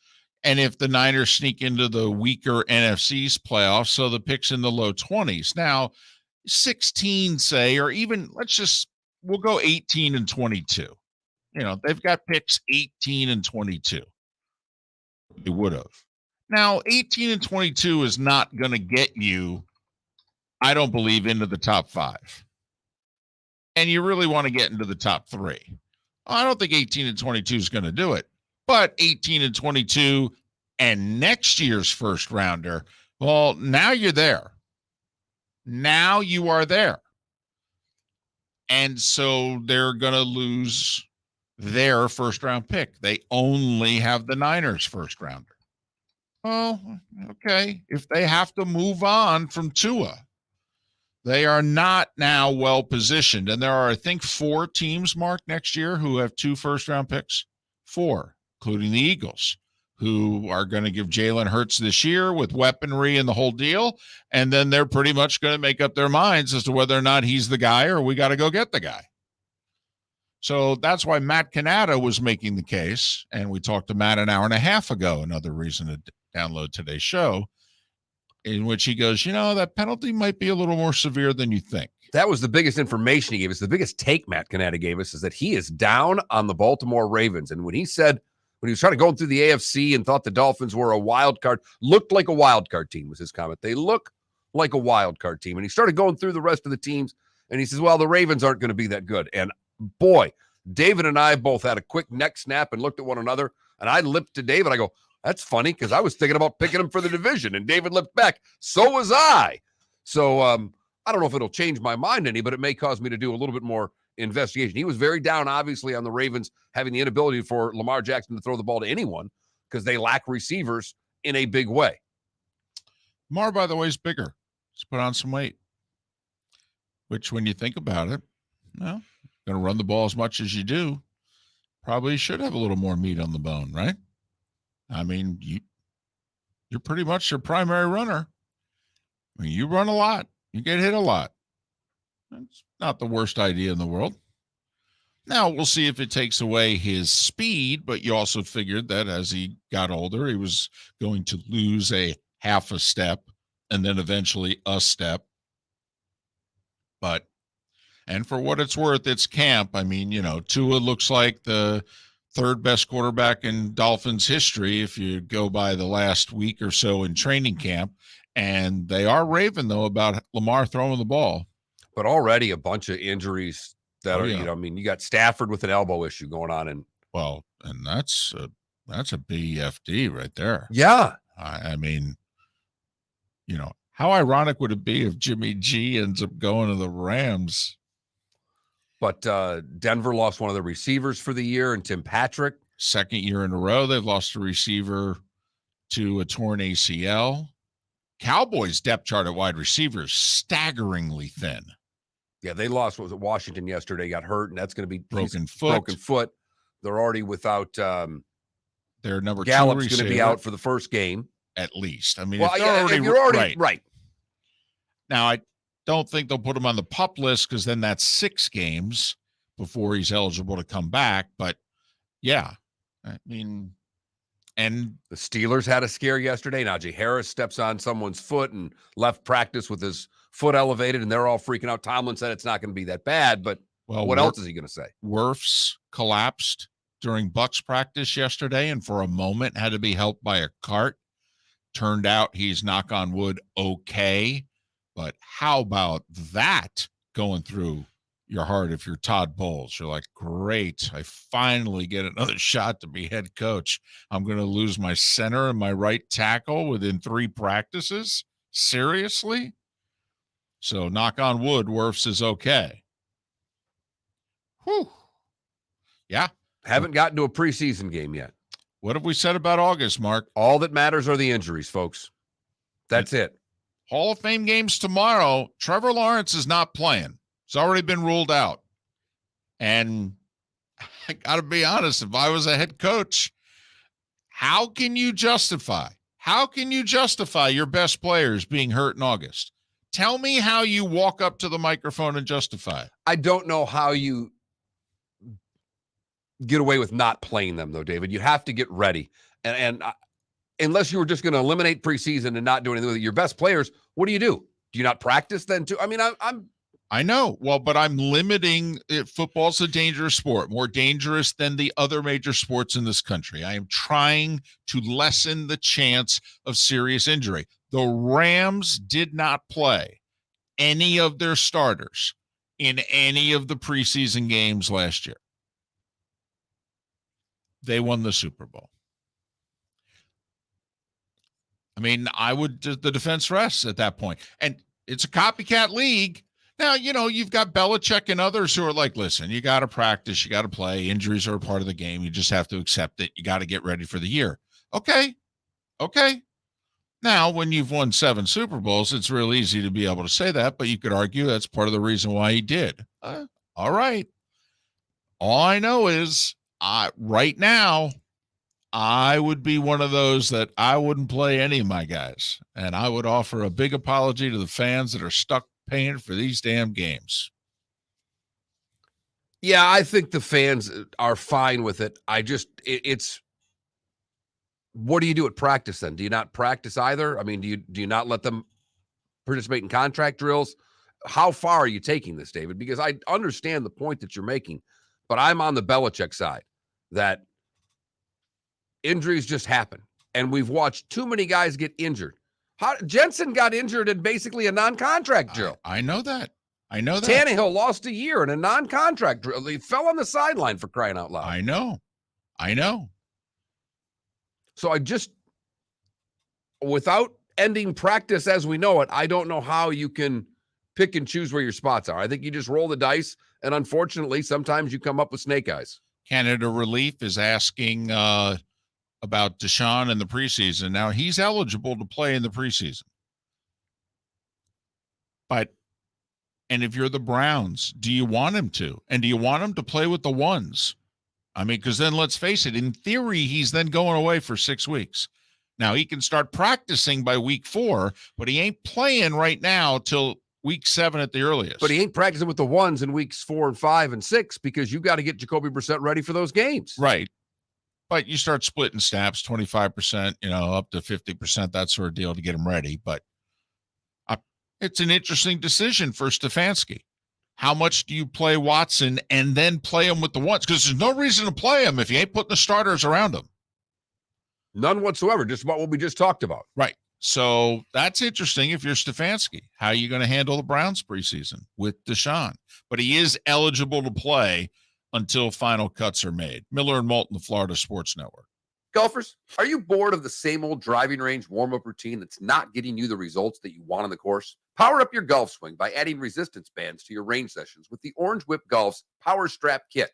Featuring band attachments to your feet and hips, Power Strap resistance training will boost clubhead speed, increase power, improve flexibility, all with just a few swings. Buy a Power Strap Kit today. Go to orangewhipgolf.com and use code Miller10 to receive an additional 10% off the already great price of $119. David Moulton for Napa Auto Parts, and Napa Filters. Insist on Napa Filters for your vehicles, or if you're a do-it-yourselfer, only buy Napa Filters. Napa has a filter for almost anything on earth that moves, whether it's motorcycles, foreign and domestic cars, vans, SUVs, earth-moving equipment. You get the idea. Napa Auto Parts, Napa Filters. Insist on them for your vehicles, or if you're do-it-yourselfer, only buy Napa Filters. Mark Miller for SWFL Golf Carts, or online, flgolfcarts.com. If you're looking for a golf cart, an e-bike, or an e-motorcycle, go visit Alex and the gang at SWFL Golf Carts. flgolfcarts.com online. Check out their whole inventory. If you're looking for a custom cart, they can take care of you. 2-seater, 4-seater, 6-seater, they've got you covered. E-bikes, nobody better for value and service.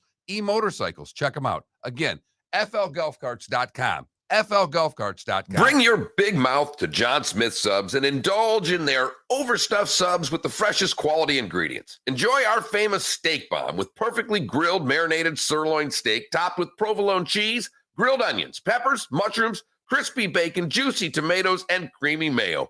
Boom! Made-to-order crispy fries can be paired with the Gator, the Cuban, the chicken bomb, or the Italian. Love local. Eat delicious with John Smith Subs.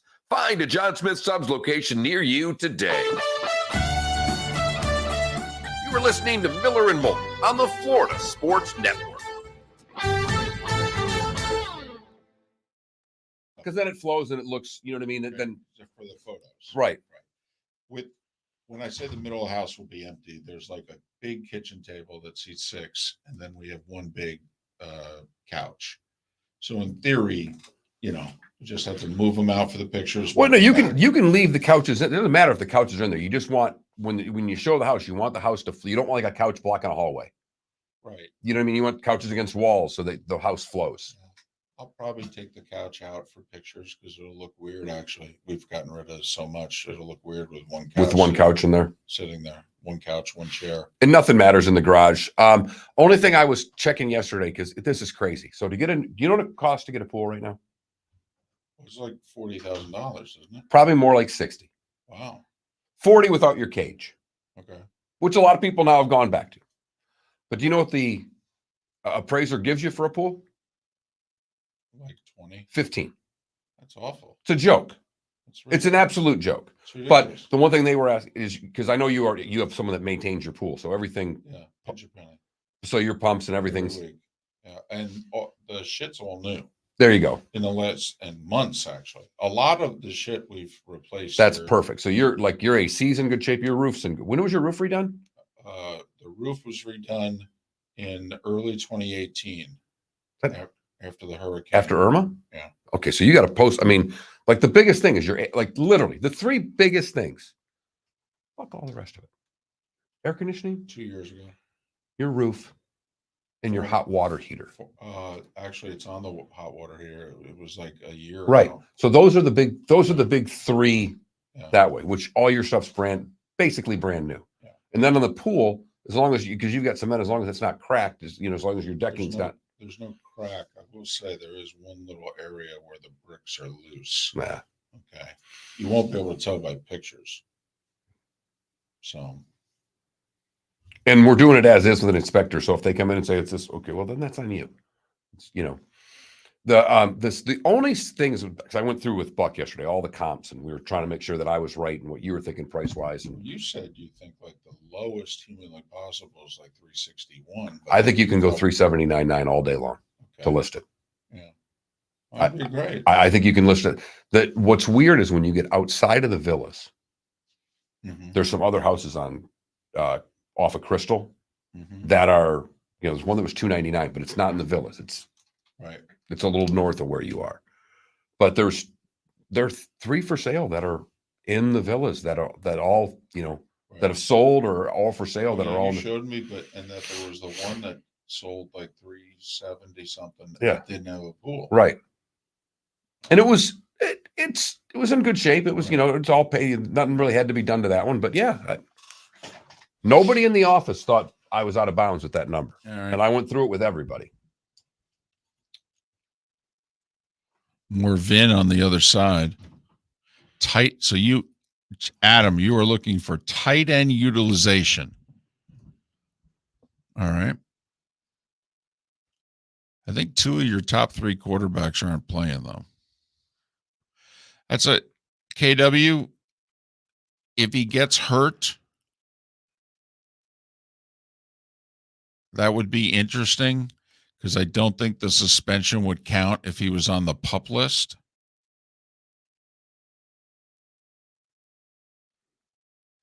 Because if they put him on the PUP list, then he's getting paid and he's not on the suspended list.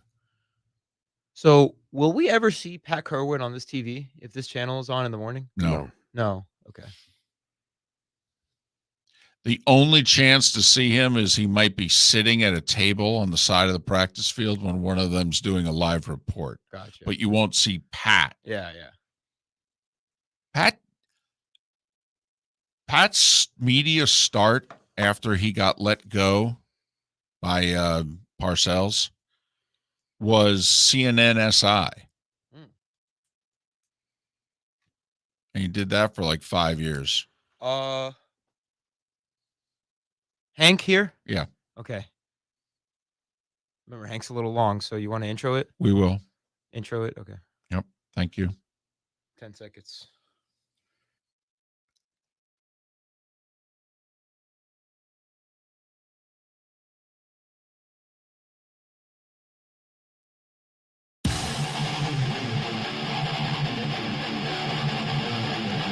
You're listening to Miller and Moulton, exclusively on the Florida Sports Network. It is funny. We thought we would be talking a lot about the baseball trade deadline deals. We expected Juan Soto to be dealt, and he was. He was actually dealt midday to the Padres, and yet, what do you think that was? At best, the third biggest story of the day yesterday? I mean, oh, gosh. Vin's passing number one and the Dolphins' penalties, and not just because of where we're located, but nationally. The Dolphins being found to be, unprecedented violators, tamperers, and losing a first and third round pick.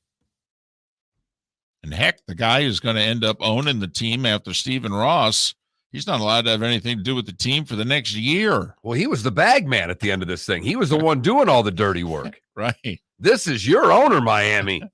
Well, got to admit, if I'm a Dolphin fan, I'm like, well, so we're going to get a Steinbrenner. Okay. All right. This is good. I kind of like it. I'm tired of being mediocre at best. It is our poll question today, by the way. The Dolphins were found guilty of tampering and penalized a first and a third. What do you think of the punishment? About half of you think that it's too little. Only 20% of you think that it's too much, and the rest of you say it was just right. So about a 50-30-20 deal? That's about it. Okay. Go to that Mark Miller, the David Moulton. FloridaSportsNetwork.com, though. Go there. Check it out. While you're there, you can also sign up for our Fantasy Football Summit, which is 8 days away. That's right.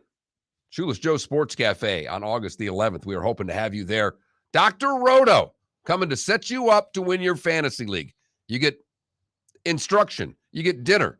You get Q&As with Dr. Roto plus a cheat sheet to take with you so you can dominate your fantasy league this year. Sign up at FloridaSportsNetwork.com.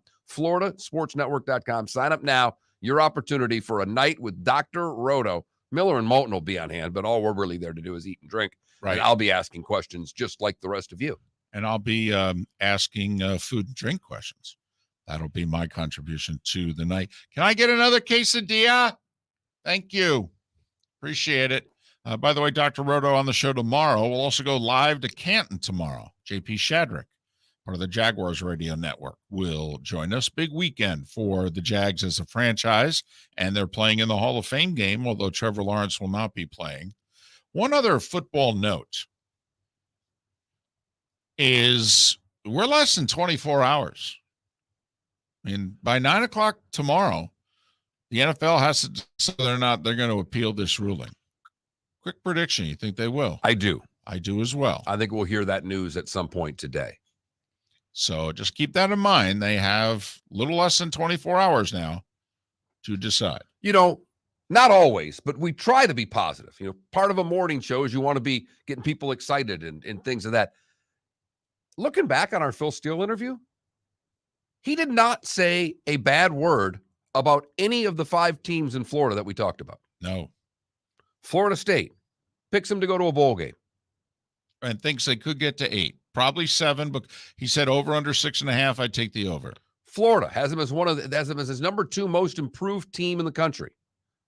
The Canes has them playing for the ACC title and has both they and Pittsburgh as the only 2 teams he feels can knock Clemson out of that spot as ACC champion. And he likes Miami because they're hosting Pitt. He thinks they'll be favored in 10 of their 12, and he's calling for a double-digit win season. UCF says they could run the table. Correct, because they get Cincy at home, and they don't play Houston. And even South Florida thinks that they will be one of the more improved teams as well. Most experience coming back of any team in Division I football. And he actually thinks they may go from 2 to 6 wins. He gives South Florida a real shot to go to a bowl this year. So, Phil Steele, if you missed the interview, by the way, 8 o'clock, so download our podcast at FloridaSportsNetwork.com. But one of the things we've also done throughout the show today is pass our respects and show our respect for the late Vin Scully. And he had so many great calls of so many historic feats in sports, and not just baseball. But here is one of those historic calls with one of the most historic feats in the history of the sport. 1 ball and no strikes. Aaron waiting. The outfield deep and straight away. Fastball is a high drive into deep left center field. Buckner goes back to the fence. It is gone.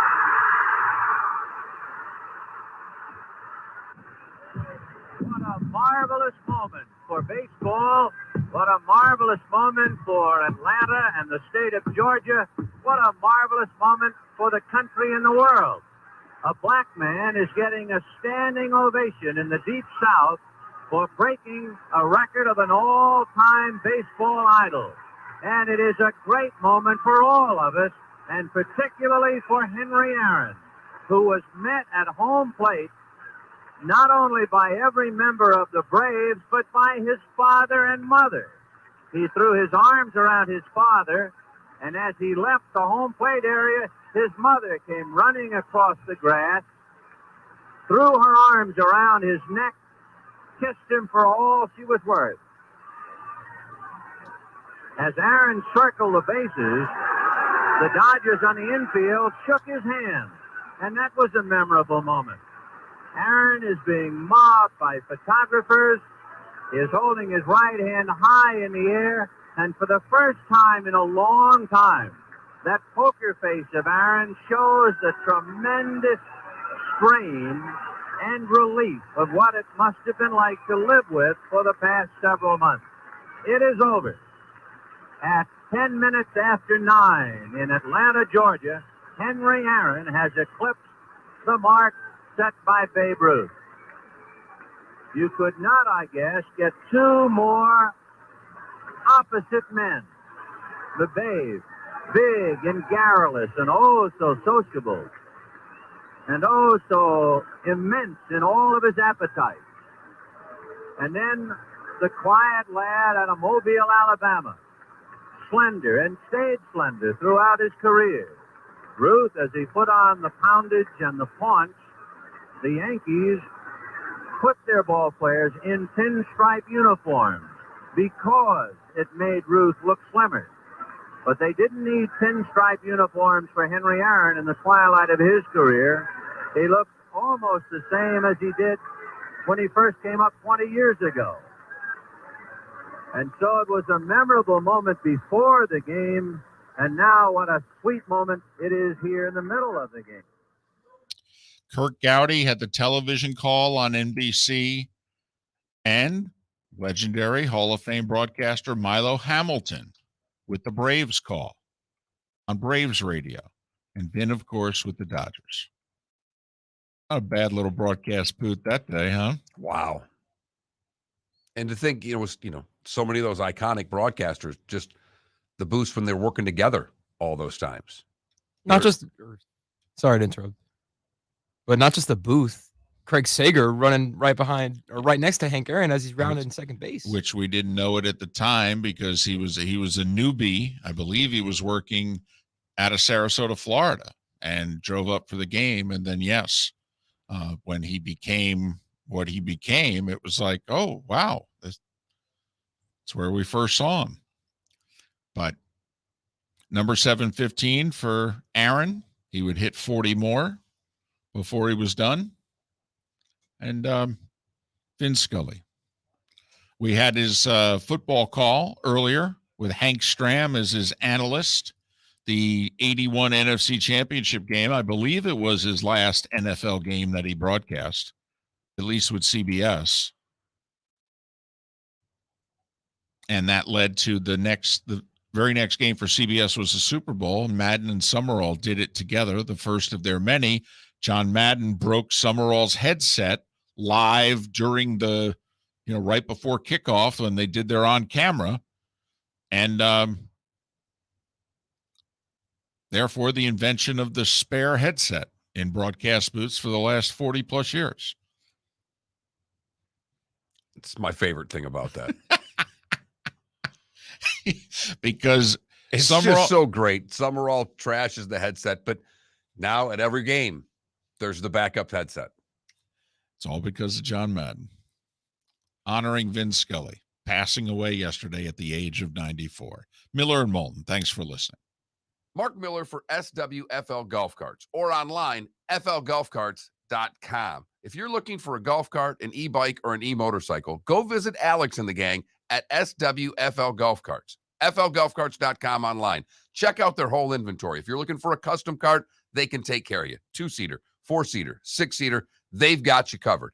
E-bikes, nobody better for value and service. E-motorcycles, check them out. Again, FLGolfCarts.com. FLGolfCarts.com. David Moulton for Napa, Napa Auto Parts, and Napa Filters. Insist on Napa Filters for your vehicles, or if you're a do-it-yourselfer, only buy Napa Filters. Napa has a filter for almost anything on earth that moves, whether it's motorcycles, foreign and domestic cars, vans, SUVs, earth-moving equipment. You get the idea. Napa Auto Parts, Napa Filters. Insist on them for your vehicles, or if you're do-it-yourselfer, only buy Napa Filters. Golfers, are you bored of the same old driving range warm-up routine that's not getting you the results that you want on the course? Power up your golf swing by adding resistance bands to your range sessions with the Orange Whip Golf's Power Strap Kit.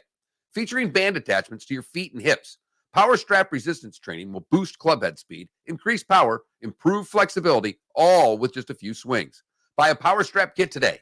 Go to orangewhipgolf.com and use code Miller10 to receive an additional 10% off the already great price of $119. Bring your big mouth to John Smith Subs and indulge in their overstuffed subs with the freshest quality ingredients. Enjoy our famous steak bomb with perfectly grilled marinated sirloin steak topped with provolone cheese, grilled onions, peppers, mushrooms, crispy bacon, juicy tomatoes, and creamy mayo. Boom! Made-to-order crispy fries can be paired with the Gator, the Cuban, the chicken bomb, or the Italian. Love local. Eat delicious with John Smith Subs. Find a John Smith Subs location near you today. You are listening to Miller and Moulton on the Florida Sports Network.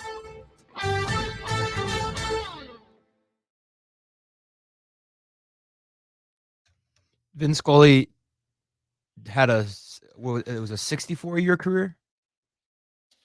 67. Oh, damn. Well, that's just with the Dodgers. He had he had done this much of his broadcast career before he actually was hired by the Dodgers. Right.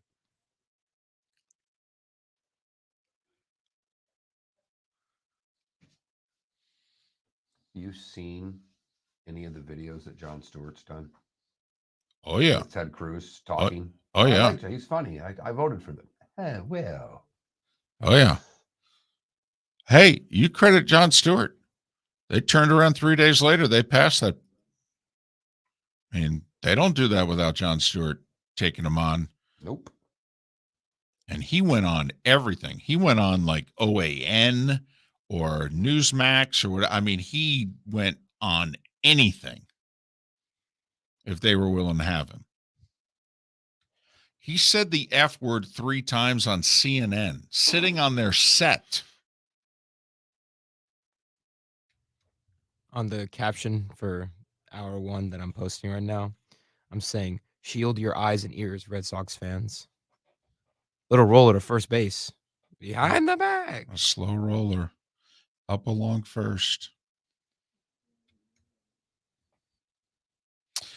Yes, Yinzer, and if you wait 3 minutes,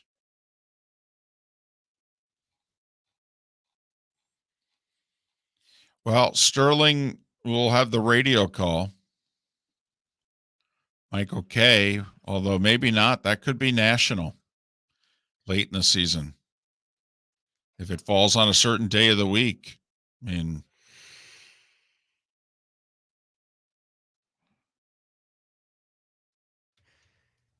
Here comes night, and the Mets win it. Well, here's the thing with Sterling. He fits every criteria to be in the broadcaster's wing of the Hall of Fame.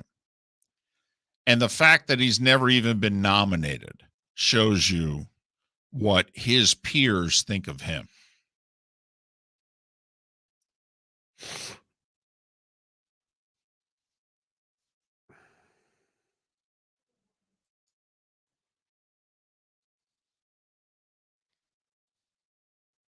Hey, Twitch chat, really quick. If you know, like a neighbor, That was the thing you did the reads for. Oh, great. That's all right. I haven't gotten paid for it. Well, that's on Marty. Yeah. No, I know. Oh, trust me. I'm aware. Does anyone in the Twitch chat have a couch they're giving away? Neighbors, whatever. I will bring the broncalianklank and pick it up. Just let me know. I need a couch. I'm not trying to spend a fortune. You can go to like St. Matthew's house. You can go. I mean, there are places you can go and get it for dirt. I've been hunting on Facebook Marketplace. Nothing. I sold one for $10 on that, a nice one. Really? Yeah, and then I gave it to him for free. I just didn't want people coming over to resell it, so I sold it for $10. And when they came, I said, "I don't want your $10. I just wanted to make sure someone wasn't coming to resell it." So, knock yourself out. Do you know where St. Matthew's house is? No. It's on Metro. You cross the Daniels Parkway intersection. It's like the 5th establishment on the left-hand side. St. Matthew's Thrift Store. It says Thrift Store on its side. It's on the left-hand side. Metro Parkway here. Metro Parkway. You just cross over Daniels. It's like the 5th thing on the left. Maybe I'll pass by that today.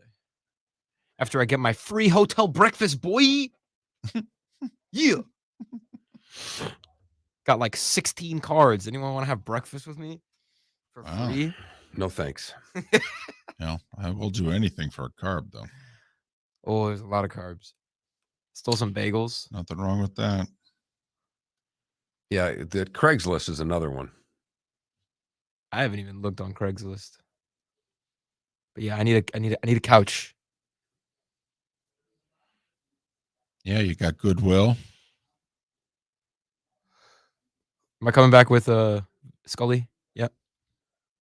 Gibson. Gibby. Gibson.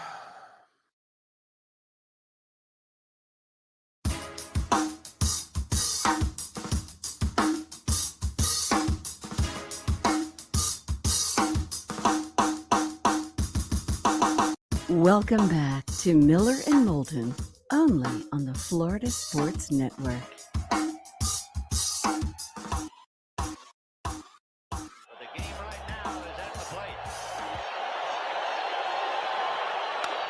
High fly ball into right field. She is gone.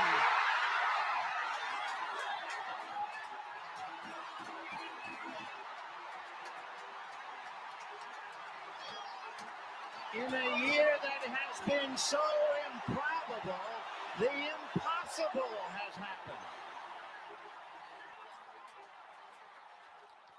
About 4 minutes after the ball went through Buckner's legs, when Vin didn't speak for the entire time, and I believe it was Boggs crying in the dugout.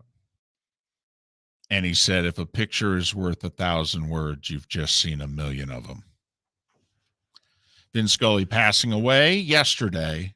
The word came out late in the day yesterday, East and West Coast, at 94 years of age. We've tried to honor him today, regarded as the greatest of all time. No, there's no doubt there. There is no doubt there. In fact, we got a texter who just said, the last thing we ran the whole Hank Aaron there. He says, boy, that was the nicest way to call Babe Ruth a fat slob. But how about that little history note that he threw in? That right. Because of Ruth's size, the Yankees added pinstripes to their uniforms. I'm going to be doing these in my head all day long. It's not a bad day.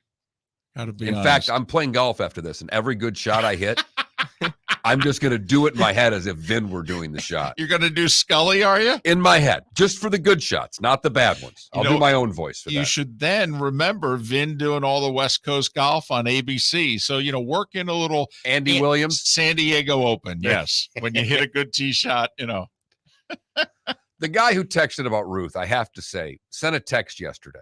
And he had this long text about his mom's story about the Immaculate Reception. And he goes through the whole thing, and mom says, they won the game and they won the Super Bowl and blah, blah, blah, blah, blah. And I said, the funny thing is they didn't win the Super Bowl that year. They would lose the next week to the Dolphins. And he came back with LOL. My mother said they won the Super Bowl. They did. Even if they did it. Get me? You're going to tell me she's wrong? Not me. All right. Touche, sir. Touche, sir. You know what? You're right. I'm not fighting with anybody's mom for that matter. David, really quick, just because I know we have today was the day when. Can you talk about the jubilation that you felt when that ball went through Bill Buckner's legs? Well, what I was thinking about as we've played all these clips is he was at the call of these moments because he was so good that everybody wanted him. But, obviously with the Aaron situation, the Braves had to hold him out of the rest of the opening week of the baseball season because he started the season with 713, homers on opening day against Jack Billingham, finishes out the game, doesn't homer again. The Braves don't play him the rest of the week because they want him to break the record at home in 74. So Scully gets to be at the call because he's doing the Dodgers games. Don Larson, perfect game. It's in New York. It's Yankees. He's doing the Dodgers. But then all the network stuff, good enough that he's doing the NFC Championship game on CBS. And Montana to Clark happens to break out. But also the good fortune for Vin, in the 80s, the World Series was alternated between networks, just like home field was alternated. So even years, National League got home field advantage of the World Series, and NBC did the games. Odd years, ABC got the games, and American League. So it was real easy to remember. N, NBC National League. A, ABC American League. Even years, odd years.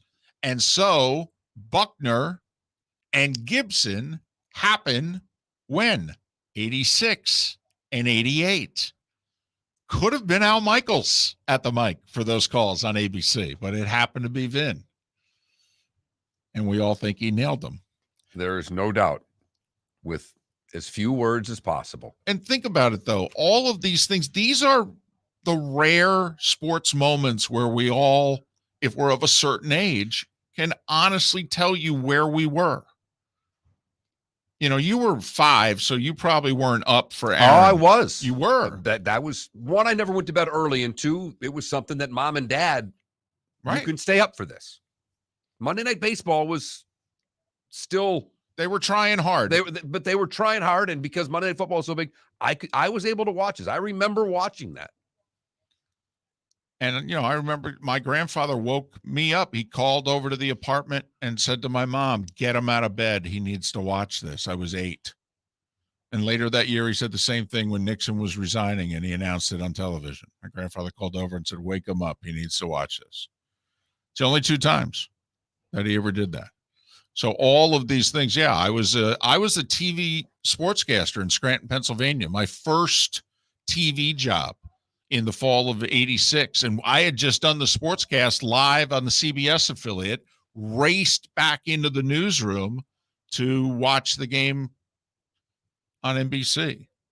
The Gibson homer. I mean, come on, if you're of a certain age, you know exactly where you were when Gibson homered. That's college. That's fall. I know the house I was in, know the people I was with. Right. Jumping around the room like a crazy man. Do you know where you were when Montana hit Clark? I do. These are iconic moments in sports, and he nails every one. Vern's been fortunate enough to be on a lot of calls, and he has said, you just hope that you get it right. That's the first thing you hope for. And then afterwards, you hope that people think you did it well. But he goes, man, at the time, you just want to get it right. Time now for... It's time for someone to take back this segment, if for no other reason than to stop David from talking about Meghan and Harry. Here's Mark Miller with Today Was the Day When. 1492, David. This guy named Columbus set sail on his first voyage with these 3 ships. So he set sail today. Set sail today. All right. 1852, the first intercollegiate sporting event takes place. Harvard's rowing crew beats the crap out of Yale's rowing crew. Is that live on Facebook? No? Twitch. Got it. 1900, Firestone is founded. 1923, Calvin Coolidge becomes our 30th president upon the death of Warren Harding. 1932 at the Los Angeles Olympic Games, the first automatic timing and photo finish camera for track events is used. It was instrumental in changing the 110-meter hurdles, giving Donald Finley the bronze ahead of Jack Keller. Jesse Owens wins his first of 4 gold medals at the Berlin Olympics today in 1936. In 48, Satchel Paige, at the age of 42, easy for me to say, debuts in Cleveland, goes 7 innings in a win. Today in 49, the Basketball Association of America and the National Basketball League merged to form the NBA. David, I know you'll love this one. Today in 1960, Lee Petty and his sons Richard and Maurice race against each other for the first and only time. Richard finished second, Lee finished third. Beat the dad by a spot. 1971, Paul McCartney announces the formation of his group Wings. Today in 84 in LA, Mary Lou Retton scores a 10 for her final vault in the individual all-around competition to become the first American woman to win an Olympic gymnastics medal. It was today in 87, David, that Joe Niekro was caught on the mound with the file. Right. 1989, the Reds set a record for most hits in the first inning of a game. They have 16 hits and score 14 runs in the first. Unforgiven premiered today in 92. Sheryl Crow's debut album, Tuesday Night Music Club, debuted today in 93. Pujols in 04 becomes the first to homer 30 times in each of his first 4 seasons. Today in 2012, Michael Phelps wins his 17th gold. And a year ago, Tony Bennett, celebrating his 95th birthday, performs the first of his 2 farewell performances at Radio City Music Hall. And I believe Lady Gaga joined him for both. Very true. Those born today that are no longer with us, I just love this guy because you see him and you wonder who it was. When you walk in any elevator, Elijah Otis, born today in 1811. And Todd Christensen, the former Raider, born today in 1956. Tony Bennett is 96 today. Martin Sheen is 82. Martha Stewart, 81. Director John Landis is 72. Hockey player Marcel Dion is 71. Mike Jaminski, 63. Lead singer of Metallica, James Hetfield, is 59 years old today. Anybody else want to feel old? Nate McMillan is 58. Tom Brady is 45. Ryan Lochte is 38. Tyrod Taylor, 33. Todd Gurley, 28. And Zach Wilson is 23. Look out, moms. I was going to say, out celebrating tonight. He called Brady and said, you guys want to go out to ask Giselle if she's got any friends that are unbelievable. That's funny. The Spy Who Loved Me, released 45 years ago today in theaters. And the Macarena reaches #1 on this day in 96. Macarena. Oh, boy. 4 years ago, Travis Scott's critically acclaimed Astroworld came out right before I started college. Great album. Should have won the Grammy. Who's what? Travis Scott. Gotcha. You've heard folks elsewhere mock Florida is gonna Florida. Well, Mark Miller sees it differently. He calls it the good, the bad, and the ugly. What you got, Mark? Were you thinking Byron Scott, George C. Scott, Stuart Scott? Just curious who you were thinking. I wasn't. Okay. For the good today, we go to the wedding of Douglas Robert and Tamaris Mazzini. They're all ready. The guests are there, and all of a sudden as they show up, a wedding crasher showed. It was a dog mingling with guests. The dog decided just to sit down, lay down, and watch the wedding. When the couple walked down the aisle to leave, the stray dog jumped up on them, basically said, I want to go with you. Not only did they get married, they adopted the dog. That is great. That is great. For the bad, we go to Houston, where a Houston man stole an ambulance, went for a short joyride before crashing into cars waiting in line at a Whataburger drive-thru. Jasu Vega is a bad driver and a bad thief and is now in jail. Finally, the ugly, we go to Pasco County, where Jennifer Michelle did not expect what was coming to her house. She had a Ring doorbell alert that 2 deputies and a locksmith were at her front door ready to throw her out of her home, evicting her. They were at the wrong house. Oh, snap. They told her they were evicting her. She said, which was news to me because I don't rent. Fortunately for her, deputies realized pretty quickly on they were at the wrong house and went to evict the proper person. And that is the good, the bad, and the ugly on today, August the 3rd, 2022. 9 afternoon baseball games today. 9, including the Rays hosting the Blue Jays. Mighty Nooner at the Trop, 12-10. Rays need a win. They've dropped 8 of 11. I'll tell you that. Marlins play tonight, 6:40 against the Reds. Whatever.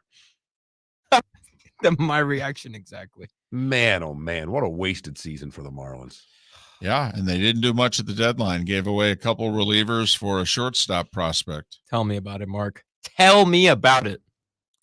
Got a lot of games with playoff implications, though, because you got, 4 teams within 2 games of the Rays for the final playoff spot in the American League, and they're only a game behind the Mariners. So, I mean, you got 6 teams for 2 spots in the AL, and every Phillies and Cardinals game is big because they're tied for the final playoff spot in the National League, and the Cards just 2 back of the Brewers for that matter. So, Phillies and Braves wrapping up their 2-game series today before the Mets and Braves play a 5-game series in 4 days in New York. So does Judge homer today? I mean, he didn't homer yesterday. What in the wide world of sports is going on? Don't you have to bet on it? At the rate he's been going. Well, it's funny you mentioned it yesterday. You said, at what point does he start getting the Bonds treatment? He was 0 for 2 yesterday with 3 walks. I don't know how you can throw him a fastball anywhere over the plate right now. Completely agree. And if you look at the 10 homer and 12 game stretch that he had, they were almost all fastballs right over the middle of the plate. I mean, it's going to be Judge getting 1 or 2 pitches a game that he can hit, and he's going to have to deliver. That's what Bonds had to do, David. Right. Not 1 or 2 pitches in at bat. No. 1 or 2 pitches a game. Correct. So there you have it. Full day of baseball. About 2/3 of the slate in the afternoon, if you can find it. A couple of streaming services and what have you. Never mind my favorite channel this time of the year, MLB Network. I now know where it is on radio and television, David. And you'll have no reason to watch or listen now for about 12 months. I've got reasons for the next, about 20-some days until we get to football season. I'll be watching intently. If you missed any of the show today, FloridaSportsNetwork.com, any of the places where you download the podcast. Terrific show. Matt Cannata, Phil Steele, Seth Everett, all joining us on the show today. And all the clips of Vin Scully that we played as well. Felipe, great job, by the way. Found it all and playing it. You were better coming in and out of breaks than I was. I started a break. I was talking over Vin Scully's call. Fortunately, Felipe had my mic off. Mark just looks at me like, you forget Scully? Hello? Especially when he was the one that said, what Scully clip are coming back with this right. break? Miller and Moulton. We'll go back at it tomorrow. JP Shadrick live from Canton and the Hall of Fame game, and Dr. Roto on the show tomorrow. Miller and Moulton, thanks for listening. David Moulton for Napa Auto Parts, and Napa Filters. Insist on